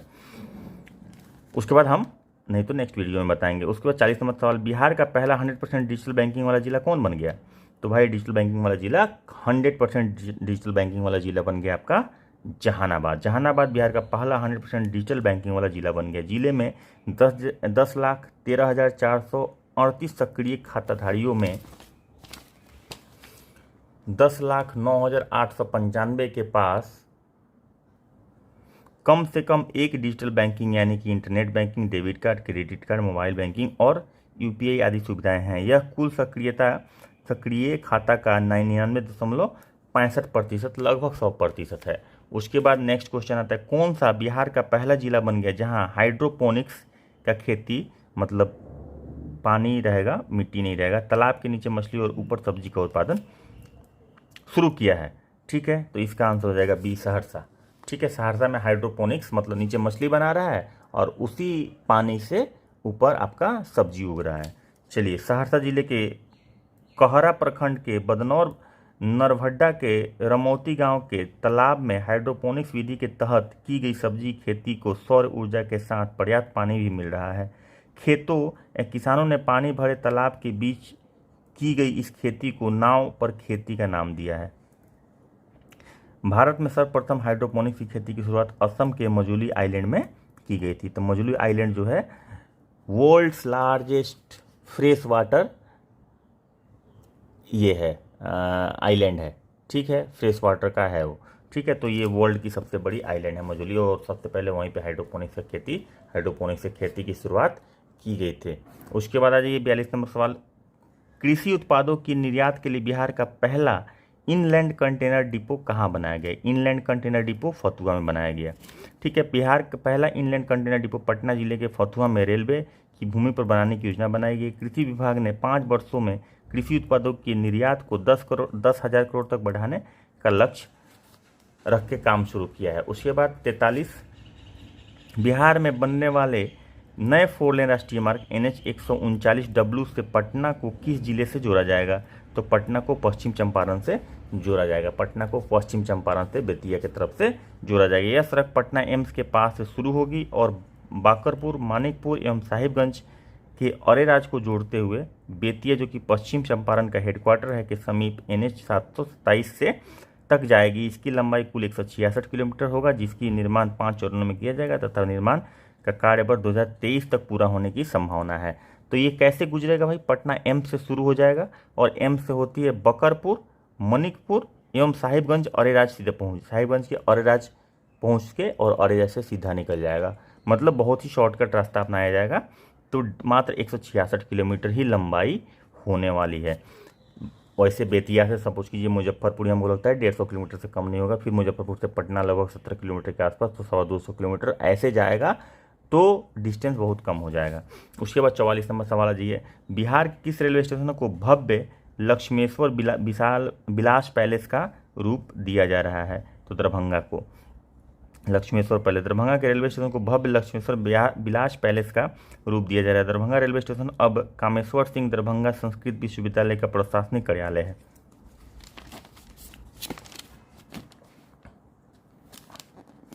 दरभंगा रेलवे स्टेशन अब कामेश्वर सिंह दरभंगा संस्कृत विश्वविद्यालय का प्रशासनिक कार्यालय है। इस भवन का निर्माण दरभंगा के राजा महाराज लक्ष्मेश्वर सिंह ने 1892 में करवाया था। ठीक है, तो अब आ जाइए 45 नंबर सवाल। 45 नंबर सवाल क्या कहता है? 45 नंबर सवाल, बिहार के किस रेलवे स्टेशन पर पसंदीदा वाहन से सेल्फ ड्राइविंग के लिए ट्रेवल डेस्क की शुरुआत की गई है? तो ये पटना जंक्शन पर की गई है। आप वहाँ पे जाके सेल्फ ड्राइविंग के लिए अपने मन पसंदीदा गाड़ी ले सकते हैं। Petrol, diesel, electric car, bike, scooty सब कुछ उपलब्ध है। तो इस तरह की सुविधा चाहिए तो पटना जंक्शन पे प्लीज़ संपर्क करें। मन लगा के पढ़ें, कोई वीडियो स्किप न करें। जो लोग सब्सक्राइब नहीं किए हैं सब्सक्राइब कर लें। बिहार के किस जिले में कृषि विज्ञान केंद्र को पराली प्रबंधन में उत्कृष्ट कार्य के लिए इको एग्रीकल्चर अवार्ड 2021 से सम्मानित किया गया? तो ये रोहतास का कृषि विज्ञान केंद्र है जिसको इको एग्रीकल्चर अवार्ड से सम्मानित किया गया है। और ये इसलिए सम्मानित किया गया है कि जो पराली जलाते हैं उस जलाने को नहीं जला के उसको इनकम में कैसे कन्वर्ट किया जाए, इस पे ये लोग काम किए हैं। उसके बाद 47 नंबर सवाल, बिहार के किस जिले में पोस्टल कोविड-19 सेंटर का शुभारंभ किया गया है? तो ये आपको पटना जिले में किया गया है। पटना में पोस्टल कोविड जो है ये विभाग डाक विभाग द्वारा निर्माण करवाया गया है। इसमें एम्बुलेंस से लेकर उपचार तक खाने पीने का सारा सुविधा निःशुल्क रहेगा। और यहाँ डाक विभाग के कर्मियों के साथ ही आम लोग भी निःशुल्क उपचार करवा सकते हैं। मतलब कि ये आम आदमी के लिए भी है, सिर्फ डाक कर्मियों के लिए नहीं है। उसके बाद 48 नंबर सवाल, 9वीं शताब्दी के कुबेर की मूर्ति बिहार के किस जिले से मिली है? तो पटना में मिली है। और ये तारामंडल के बगल, ये पटना हो गया आंसर इसका। तारामंडल के बगल जो हनुमान जी की मूर्ति मंदिर है वहाँ से ये मिली है। उसके बाद आपका नेक्स्ट सवाल आ जाता है 49 नंबर, बिहार औद्योगिक क्षेत्र विकास प्राधिकरण का पहला मेगा फूड पार्क किस जिले में स्थापित किया जा रहा है? तो ये मेगा फूड पार्क जो है वो मुजफ्फरपुर जिले में स्थापित किया जा रहा है और मुजफ्फरपुर जिले के मोतीपुर ब्लॉक में स्थापित किया जा रहा है। तो ये भी सवाल पूछा जा सकता है। 103 करोड़ लागत है जिसमें 50 करोड़ केंद्र सरकार देगी। उसके बाद आप आ जाइए, नेक्स्ट जो सवाल है वो है 50 नंबर सवाल। क्या कहता है 50 नंबर सवाल, बिहार में पहली इथेनॉल यूनिट की स्थापना किस जिले में की गई है? तो पहली इथेनॉल यूनिट की स्थापना ये की गई है गोपालगंज जिले के सिधोलिया, जो वहाँ पे चीनी मिल है वहाँ पे सिधोलिया है। Messrs Magadh sugar energy limited को 75 किलो प्रति लीटर प्रतिदिन की क्षमता की इथेनॉल इकाई की स्थापना यहाँ पे की गई है। उसके बाद 51 नंबर सवाल आ जाइए, भारत के सतलज जल विद्युत निगम को नेपाल के Aruna hydro electric power station के निर्माण का काम सौंपा गया है। ठीक है, बिहार के किस जिले से होकर यह विद्युत ट्रांसमिशन लाइन भारत में प्रवेश करेगी? तो नेपाल से भारत में प्रवेश करने के लिए बिहार को क्रॉस करना पड़ेगा। और किस डिस्ट्रिक्ट को क्रॉस करेगी? तो सीतामढ़ी से होकर यह विद्युत ट्रांसमिशन लाइन भारत में प्रवेश करेगी। नेपाल की अरुणापन बिजली घर से 530 मेगावाट की बिजली बिहार की नज़र है। 680 मेगावाट क्षमता के इस पनबिजली घर के निर्माण की जिम्मेदारी भारत के सतलज जल विद्युत निगम को मिली है। इसका 22% यानी कि 150 मेगावाट नेपाल को मिलेगा और 78% भारत को मिलेगा। 530 मेगावाट भारत को मिलेगा। ठीक है, तो भारत में कोई भी स्टेट ले सकता है डिपेंडिंग अपॉन रिक्वायरमेंट। तो मोस्ट ऑफली बिहार को ये चीज़ मिलना चाहिए क्योंकि बिहार में रिक्वायरमेंट कम है। पर कैपिटा जो बिजली का खपत है वो बढ़ते जा रहा है और आने वाले समय में टारगेटेड है कि ज़्यादा बढ़ जाएगा। तो ये बिहार सरकार ऑलरेडी छत्तीसगढ़ से भी ली है, यहाँ से भी कोशिश कर रही है। तो ये सब चीज़ें हैं, इस तरह से आपको सोचना पड़ेगा। अब आप जब सोचेंगे ना कि ये ज़रूरत है वो ज़रूरत है, इस तरह से हो रहा है, तो यहाँ भी ये फ़ायदा हो जाएगा। तो आप एक एडमिनिस्ट्रेटर की तरह सोचने लगेंगे, आपको कहानी मिलने लगेगी और आपका काम बढ़ने लगेगा। चलिए नेक्स्ट क्वेश्चन में चलते हैं। 52 नंबर क्वेश्चन, किस जिले के रानीगंज में बंदरों के लिए 10 एकड़ की बगीचा बनाए जाने की घोषणा बिहार विधानसभा में की गई है? तो ये अररिया जिले के। तो अररिया के रानीगंज में बंदरों के लिए 10 एकड़ में बगीचा बनाने की घोषणा बिहार विधानसभा में की गई है। यहाँ प्रदेश के बंदरों को रखा जाएगा। इसी तरह अररिया वन प्रमंडल फारबिसगंज में चिड़ियाघर बनाया जाएगा। यह राज्य का दूसरा चिड़ियाघर होगा जो 89 एकड़ में फैला होगा। पटना में राज्य का पहला चिड़ियाघर है। तो बिहार में दूसरा चिड़ियाघर कहाँ बनने वाला है, तो फारबिसगंज में बनने वाला है। और ये रानीगंज जो है अररिया जिला में है, जो 10 एकड़ में बगीचा बनेगा बंदरों के लिए। तो इसका आंसर हो जाएगा बी 52 नंबर का। उसके बाद 53 नंबर सवाल, किन दो महत्वपूर्ण शहरों को 24 घंटे हरित ऊर्जा की आपूर्ति करने वाले बिहार देश का पहला राज्य बन गया है? किन दो महत्वपूर्ण शहरों को 24 घंटे हरित ऊर्जा यानी कि ग्रीन एनर्जी की आपूर्ति करने वाला बिहार देश का पहला राज्य बन गया है? तो इसका आंसर हो जाएगा राजगीर और बोधगया। राजगीर और बोधगया में कंप्लीट हरित एनर्जी है, ग्रीन एनर्जी है, रिन्यूएबल एनर्जी यूज किया जा रहा है। तो राजगीर और बोधगया में 24 घंटे हरित ऊर्जा की आपूर्ति करने वाला बिहार देश का पहला राज्य बनेगा। और पटना के कुछ हिस्सों में इसमें कवर किया जाएगा। भारत सरकार के उपक्रम solar energy corporation of India के माध्यम से 25 वर्षों के लिए 24 घंटे हरित ऊर्जा उपलब्ध कराने में सहमति दी गई है। तो ये कौन सा शहर बनेगा? राजगीर और बोधगया बनेगा। और पटना का भी कुछ हिस्सा कवर किया जाएगा। उसके बाद आप आ जाइए 54 नंबर क्वेश्चन पे। 50 करोड़ की अनुमानित लागत से भारतीय पर्यटन एवं यात्रा प्रबंधन संस्थान IITTM की स्थापना बिहार के किस राज्य में, बिहार के किस शहर में की जाएगी? तो ये बन रहा है आपका बोधगया में। प्रधानमंत्री द्वारा बिहार पैकेज जो कि 1,40,000 करोड़ का था के तहत पर्यटन क्षेत्र के विकास के लिए घोषित 600 करोड़ रुपए के विभिन्न योजनाओं के अंतर्गत बोधगया में IITTM की स्थापना की सैद्धांतिक मंजूरी दे दी गई है। तो ये बोधगया में बनेगा। और ये भारतीय पर्यटन एवं यात्रा प्रबंधन संस्थान है। तो जाहिर सी बात है कि अगर ये पर्यटन का संस्थान, टूरिज्म का इंस्टीट्यूट बनेगा, नेशनल लेवल का जो इंस्टीट्यूट है, तो जाहिर सी बात है कि यहाँ पे प्रोस्पेक्ट बढ़ेगा। उसके बाद 55 नंबर क्वेश्चन, बिहार के पहले पोर्टेबल आंगनवाड़ी केंद्र का उद्घाटन किस जिले में किया गया? पोर्टेबल आंगनवाड़ी मतलब उसको इधर से उधर शिफ्ट कर सकते हैं, तो वो मुजफ्फरपुर जिले में किया गया। मुजफ्फरपुर के कुढ़नी प्रखंड के फकुली में सूबे के पहले पोर्टेबल आंगनवाड़ी केंद्र बनाया गया। पोर्टेबल आंगनवाड़ी केंद्र पूरी तरह से वाटरप्रूफ तथा फायर प्रूफ होगा। ठीक है, पोर्टेबल आंगनवाड़ी केंद्र। उसके बाद 56 नंबर सवाल, ये मुजफ्फरपुर के कुढ़नी ब्लॉक है, उसमें फकुली गांव में है। तो 18 वर्ष से अधिक आयु के 100% लोगों को कोविड-19 का टीका लगाने वाला बिहार का पहला प्रखंड कौन बन गया है? इसका आंसर आपका हो जाएगा बनकटवा। डी इसका आंसर हो जाएगा।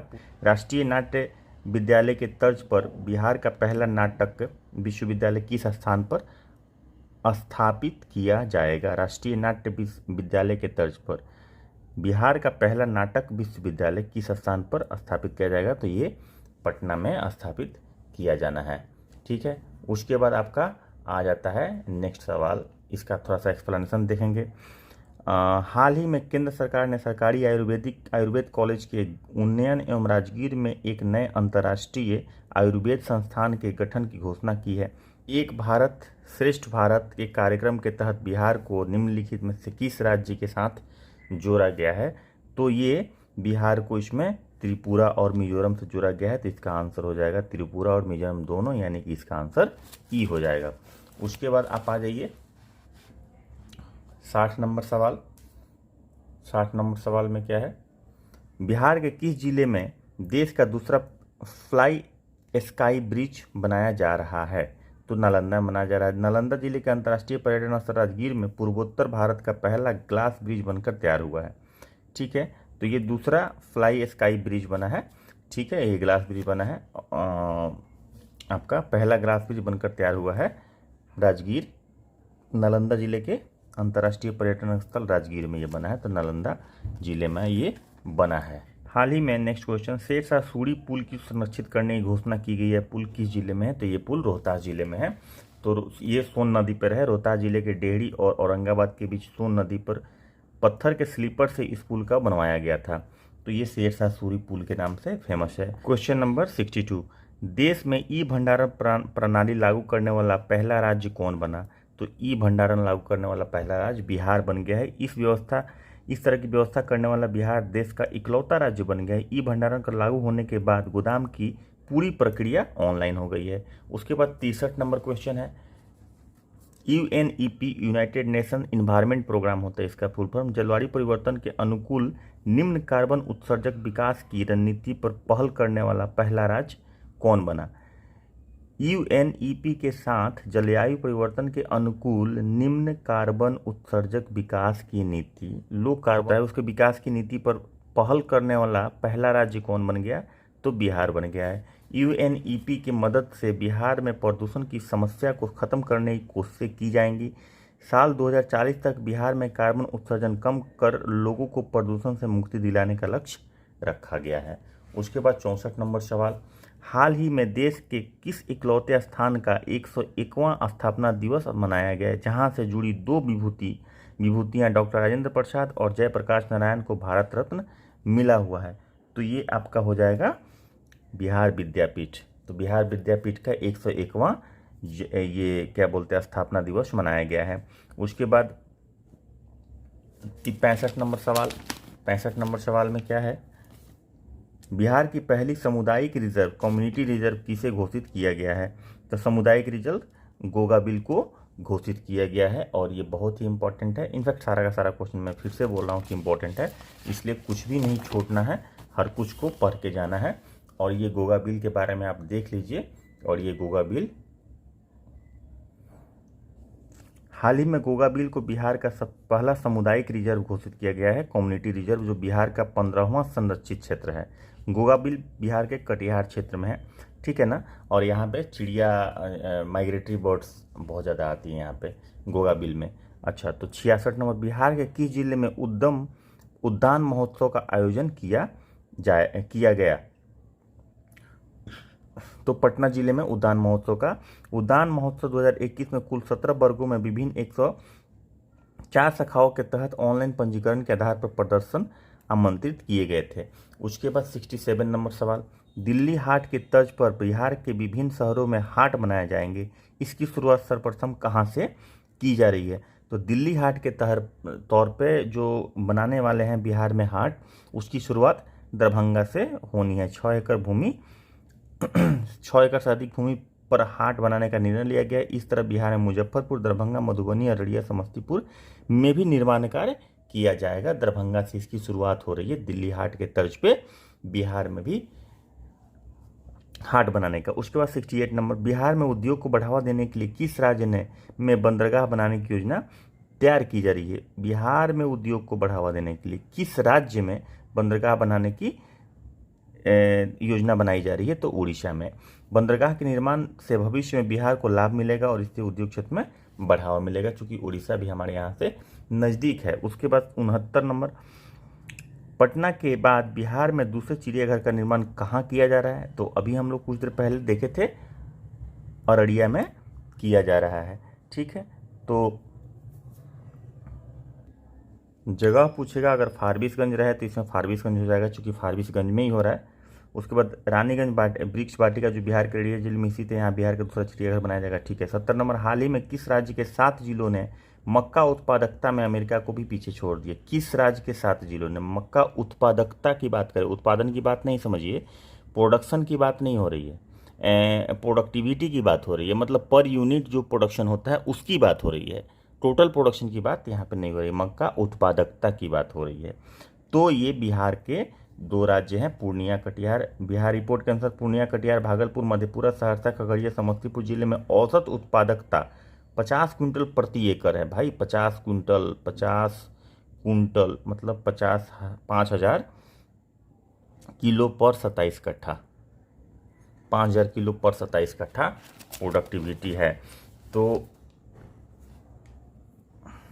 हालांकि कुल उत्पादन की मामले में देश बिहार में दूसरे नंबर पर है, पहले नंबर पर तमिलनाडु है। और इनकी उत्पादकता भाई बहुत ज़्यादा है, 50 क्विंटल पर एकड़। तो आप समझ सकते हैं 50 क्विंटल पर एकड़ मतलब कहाँ है। उसके बाद 71 नंबर, जल निकायों का गजेटियर के रूप में एटलस जारी करने वाला भारत का पहला तथा विश्व में दूसरा राज्य कौन बन गया है? तो ये बिहार है भाई। हर जल निकायों का गजेटियर बनाया जा रहा है, उसका रिकॉर्ड बनाया जा रहा है, एटलस बनाया जा रहा है, ये अमेरिका के बाद दुनिया में दूसरा इंडिया ऐसा देश है जहाँ पे हो रहा है, उसमें बिहार है जो ये कर रहा है इंडिया में। भारत में भी यह काम केवल बिहार सरकार द्वारा किया जा रहा है। यह कार्य जल जीवन हरियाली अभियान के तहत किया जा रहा है। तो ये पूरे विश्व में अमेरिका के यहाँ ऐसा सिस्टम है कि हर वहाँ पे जो तालाब है, पौंड है, तो उसका एटलस बना हुआ है। उसके बाद इंडिया में सिर्फ हो रहा है, और इंडिया में सिर्फ बिहार में ये हुआ है, पहली बार हुआ है। तो ये भी एक इम्पॉर्टेंट सवाल बनता है। दुनिया का सबसे बड़ा रामायण मंदिर बिहार के किस जिले में बनाया जा रहा है? 2024 तक पूरा हो जाएगा। तो रामायण मंदिर जो है वो पूर्वी चंपारण में बनाया जा रहा है। इस मंदिर के निर्माण के बाद यह दुनिया का सबसे बड़ा मंदिर बन जाएगा। इस मंदिर को बनाने में लगभग 500 करोड़ लगेंगे। यह मंदिर कंबोडिया मंदिर से बड़ा होगा, जो दुनिया का सबसे बड़ा मंदिर है। कंबोडिया में मंदिर है, वो सबसे बड़ा मंदिर है दुनिया का, उससे भी बड़ा ये मंदिर बन रहा है। और ये बन रहा है कहाँ पे? आपका पूर्वी चंपारण में बन रहा है। तो इसीलिए मैं बोल रहा हूँ कोई भी सवाल छूटना नहीं चाहिए। जहाँ से जो मिलता है सब का सब पढ़ के जाना है, क्योंकि कब कैसे पूछेगा बीपीएससी, जो 8 तारीख को होना है एग्ज़ाम, उसमें कैसा सवाल पूछेगा, कहाँ से पूछेगा, क्या पूछ देगा, किसी को नहीं पता है। इसलिए हमें कोई भी एवेन्यू छोड़ के नहीं जाना है। ठीक है, उसके आगे चलते हैं। 73 नंबर, इसीलिए बोलता हूँ सब्सक्राइब जो लोग नहीं किए होंगे सब्सक्राइब कर लीजिएगा। वीडियो अच्छी लग रही हो तो लाइक जरूर कर दीजिएगा। बिहार का किस मंदिर के नवेदम प्रसाद FSSAI, फुल फॉर्म याद रखिएगा भाई इसका, FSSAI food safety and standard authority of India होता है, द्वारा शुद्धता प्रमाण पत्र प्रदान किया गया है। तो ये महावीर मंदिर पटना में, आप लोग पता है नवेदम जो प्रसाद है वो महावीर मंदिर पटना में मिलता है। उसके बाद 74 नंबर, बिहार के किस जिले में प्लास्टिक के कचरे से डीजल और पेट्रोल तैयार किया जाएगा? तो ये मुजफ्फरपुर जिला में प्लास्टिक के कचरे से डीजल और पेट्रोल तैयार किया जाएगा। प्लांट को मुजफ्फरपुर जिला के कूटनी प्रखंड के खरौना जयराम गांव में लगाया जाएगा। मुजफ्फरपुर के group gravity agro and energy limited 1000 kilogram plastic से करीब 700 लीटर पेट्रोल और 850 लीटर डीजल तैयार कर सकती है। तो भाई पेट्रोल और डीजल बन रहा है अगर प्लास्टिक, कचरा वाला प्लास्टिक से, तो इससे अच्छी बात और क्या हो सकती है। हमारा प्लास्टिक भी साफ हो जाएगा। हाल ही में चर्चा में रही नालंदा यूनिवर्सिटी की स्थापना कब हुई थी?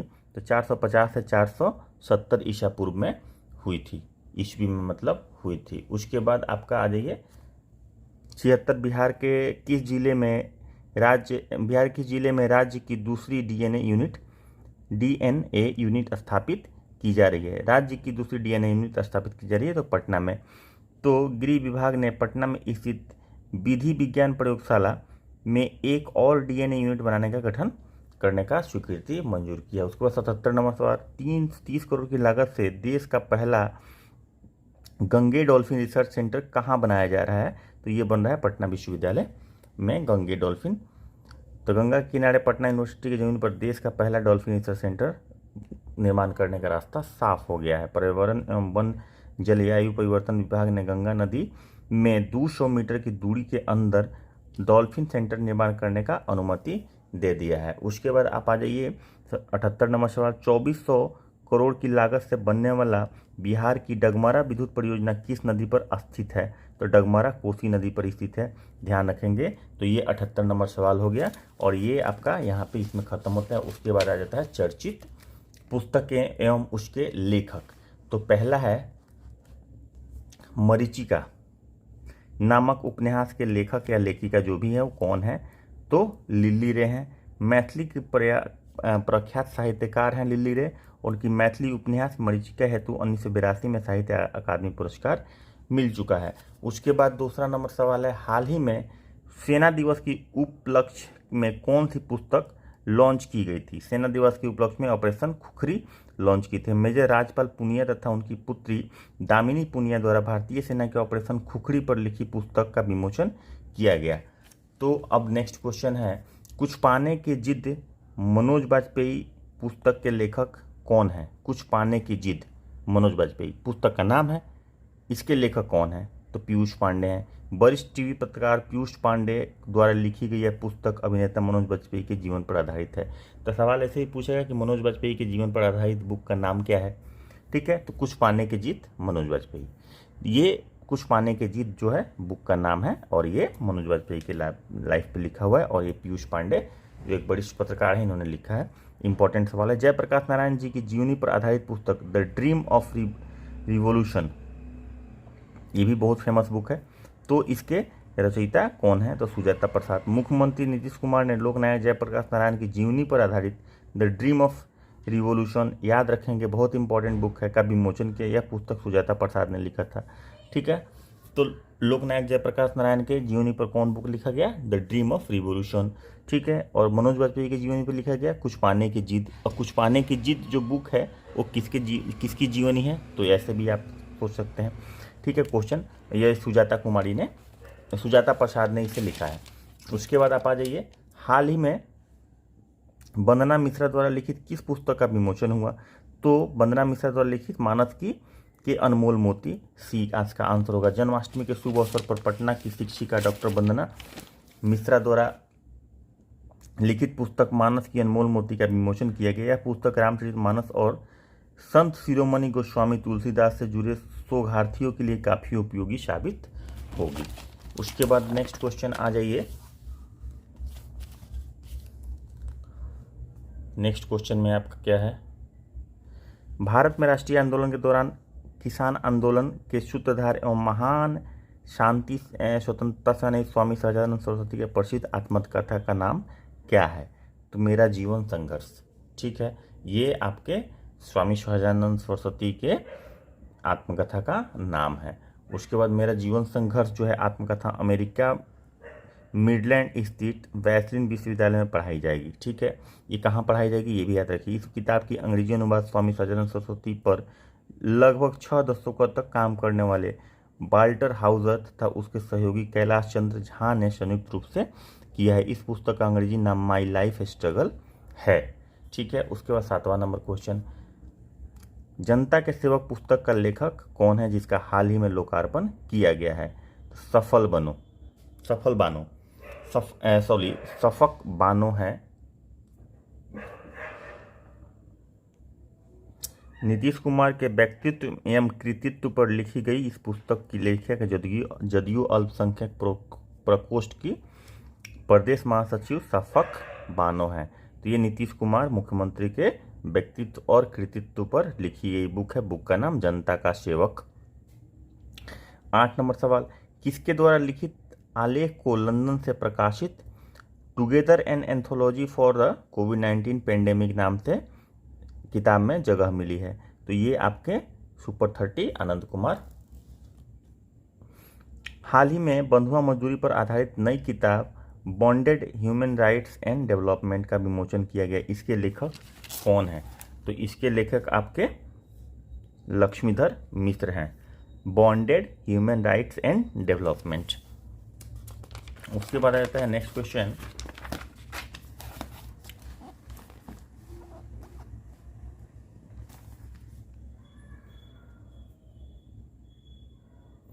Revenge of the psyche ghost, इसके लेखक कौन है? तो सिद्धेन चंद्र हैं। उसके बाद 11 number, location conflicts in Patna A study in urban political geography के लेखक कौन है? तो इसके लेखक डॉक्टर संजीव कुमार हैं। Location conflicts in Patna an study in urban political geography, इसके लेखक संजीव कुमार हैं। उसके बाद 12 नंबर, दस्तक देते रहेंगे नामक पुस्तक के लेखक कौन? पुस्तक के लेखक डॉक्टर शिप्रा मिश्रा हैं। डॉक्टर दस्तक देते रहेंगे। उसके बाद डिटोरिएशन इन हायर एजुकेशन के नाम से पुस्तक जो लिखा गया है उसके लेखक कौन है? कन्हैया प्रसाद सिन्हा हैं। उसके बाद उपेक्षा और पिछड़ेपन का दंश झेलते उत्तर बिहार का संकल्प का लेखक कौन है? उपेक्षा और पिछड़ेपन का दंश झेलते उत्तर बिहार का कौन है लेखक इसके? डॉक्टर शंभूशरण श्रीवास्तव। उसके बाद आप आ जाइए 15 नंबर, बिहार में भूमि संघर्ष नामक पुस्तक के लेखक कौन है? तो हसन इमाम है भूमि संघर्ष के लेखक। चर्चित चेहरे नामक पुस्तक के लेखक कौन है? डॉक्टर कलेश्वर राय हैं। चर्चित चेहरे इन्होंने लिखा है। 17 नंबर आ जाइए, नदी पुकारे सागर के लेखिका कौन है? तो सरस्वती प्रसाद है। उसके बाद आ जाइए 18 नंबर क्वेश्चन, काव्य संग्रह अप डाउन इन फंसी जिंदगी की रचना के लिए किस कवि को मैथिली शरण गुप्त पुरस्कार प्रदान किया गया है? तो दिलीप कुमार को प्रदान किया गया है। उसके बाद आप आ जाइए 19 नंबर सवाल, द बैटल ऑफ ब्लॉगिंग नामक पुस्तक का लेखक कौन है? तो 19 नंबर सवाल का Shashi Tharoor, bloggings, the battle of blogging नामक पुस्तक के लेखक कौन है? तो प्रख्यात लेखक और राजनीतिज्ञ शशि थरूर ने अपनी नई पुस्तक द बैटल ऑफ ब्लॉगिंग जारी की है। ठीक है, उसके बाद आप आ जाइए सियासत में सदस्यता नामक पुस्तक किसने लिखी है? विजय कुमार चौधरी। मुख्यमंत्री नीतीश कुमार ने विधानसभा अध्यक्ष विजय कुमार चौधरी द्वारा लिखित पुस्तक सियासत में सदस्यता, ये किसने लिखी है? विजय कुमार चौधरी ने लिखी है। उसके बाद आप आ जाइए माया सेडिशियस हार्ट लिखा गया है किसके द्वारा?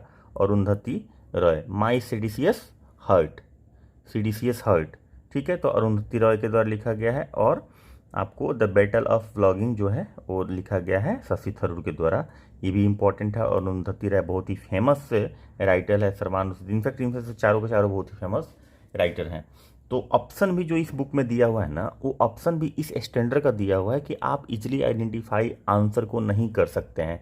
आप नहीं पढ़ के जाएंगे तो आइडेंटिफाई करना मुश्किल होगा आपके लिए, ठीक है, तो ये अच्छी बात है। उसके बाद 22 नंबर सवाल, दासबोध किसके उपदेशों का संकलन है? तो दासबोध जो है आपके समर्थ रामदास के उपदेशों का संकलन है। उसके बाद 23 नंबर, overdraft saving in India saver नामक पुस्तक किसने लिखी है? तो उर्जित पटेल ने। Overdraft saving the Indian saver नामक पुस्तक किसने लिखी है? ये उर्जित पटेल ने लिखा है, जो पहले रिजर्व बैंक के गवर्नर रह चुके हैं। उसके बाद देखिए रघुराम राजन, ये भी गवर्नर रह चुके हैं। अभिजीत बनर्जी जो अभी इनको मिला है कुछ दिन पहले, मतलब अभी तुरंत नहीं, नोबेल प्राइज़ मिला इकोनॉमिक्स में। उसके बाद अमर्त्य सेन, इनको भी नोबेल प्राइज़ मिल चुका है इकोनॉमिक्स में। तो overdraft saving the Indian saver नामक पुस्तक के लेखक आरबीआई के पूर्व गवर्नर उर्जित पटेल हैं। इसे हार्पर कॉलिंग इंडिया ने प्रकाशित किया। यह पुस्तक गैर निष्पादित परिस्थितियाँ एनपीए के मुद्दे पर केंद्रित है, जिसने हाल के वर्षों में भारतीय बैंकिंग को प्रभावित किया है। उसके बाद आप आ जाइए 24 नंबर सवाल, जीवक चिंतामणि के लेखक कौन है? तो जीवक चिंतामणि के लेखक तिरुथ देव हैं। उसके बाद आप आ जाइए नेक्स्ट जो सवाल है, यहाँ से आपका ये खत्म हो जाता है और हम लोग शुरू करते हैं विविध तथ्य रैंकिंग पोर्टल एप्स जो भी है इसमें। तो ये सारा का सारा विविध से रिलेटेड एप्स, लगभग 100 क्वेश्चन और है इसमें। इसके अलावा 10 सेट बचा हुआ है हम लोग का, तो 15-15 क्वेश्चन का, तो मतलब 150 यानी कि 100 और 150 250 के आसपास क्वेश्चन बचा हुआ है। तो इन सब क्वेश्चन को हम लोग नेक्स्ट वीडियो में कंप्लीट करके ख़त्म कर देंगे। तो ये बुक हमारा कंप्लीट खत्म हो जाएगा। पूरा का पूरा MCQ बिहार का करंट अफेयर्स का पूरा MCQ हम लोग कंप्लीट कर चुके होंगे। तो चलिए इस वीडियो को यहीं पे एंड कर रहे हैं और मिलते हैं अगले क्लास में। वीडियो अच्छी लगी हो तो लाइक कर दीजिएगा और सब्सक्राइब करना तो एकदम नहीं भूलना है, क्योंकि वीडियो स्किप नहीं करना है, किसी भी कीमत पे नहीं करना है, क्योंकि क्या पूछा जाएगा किसी को नहीं पता है। इसलिए हम लोग हर वीडियो में हर क्वेश्चंस को अच्छे से देखेंगे और जो समझने वाला चीज़ है, जहाँ पे डिटेल हम लोगों ने पढ़ाया है दूसरे टॉपिक्स को, उसको भी अच्छे से कंप्लीट करेंगे। तो इसलिए मैं बोल रहा हूँ कि कहीं पे कोई स्किप नहीं करना है, वीडियो को कंटिन्यूटी से देखना है, पढ़ाई भी उसी तरह से कंटिन्यूटी मेंटेन करके करनी है। तो चलिए मिलते हैं कल, तब तक के लिए बाय बाय, टेक केयर, जय हिंद।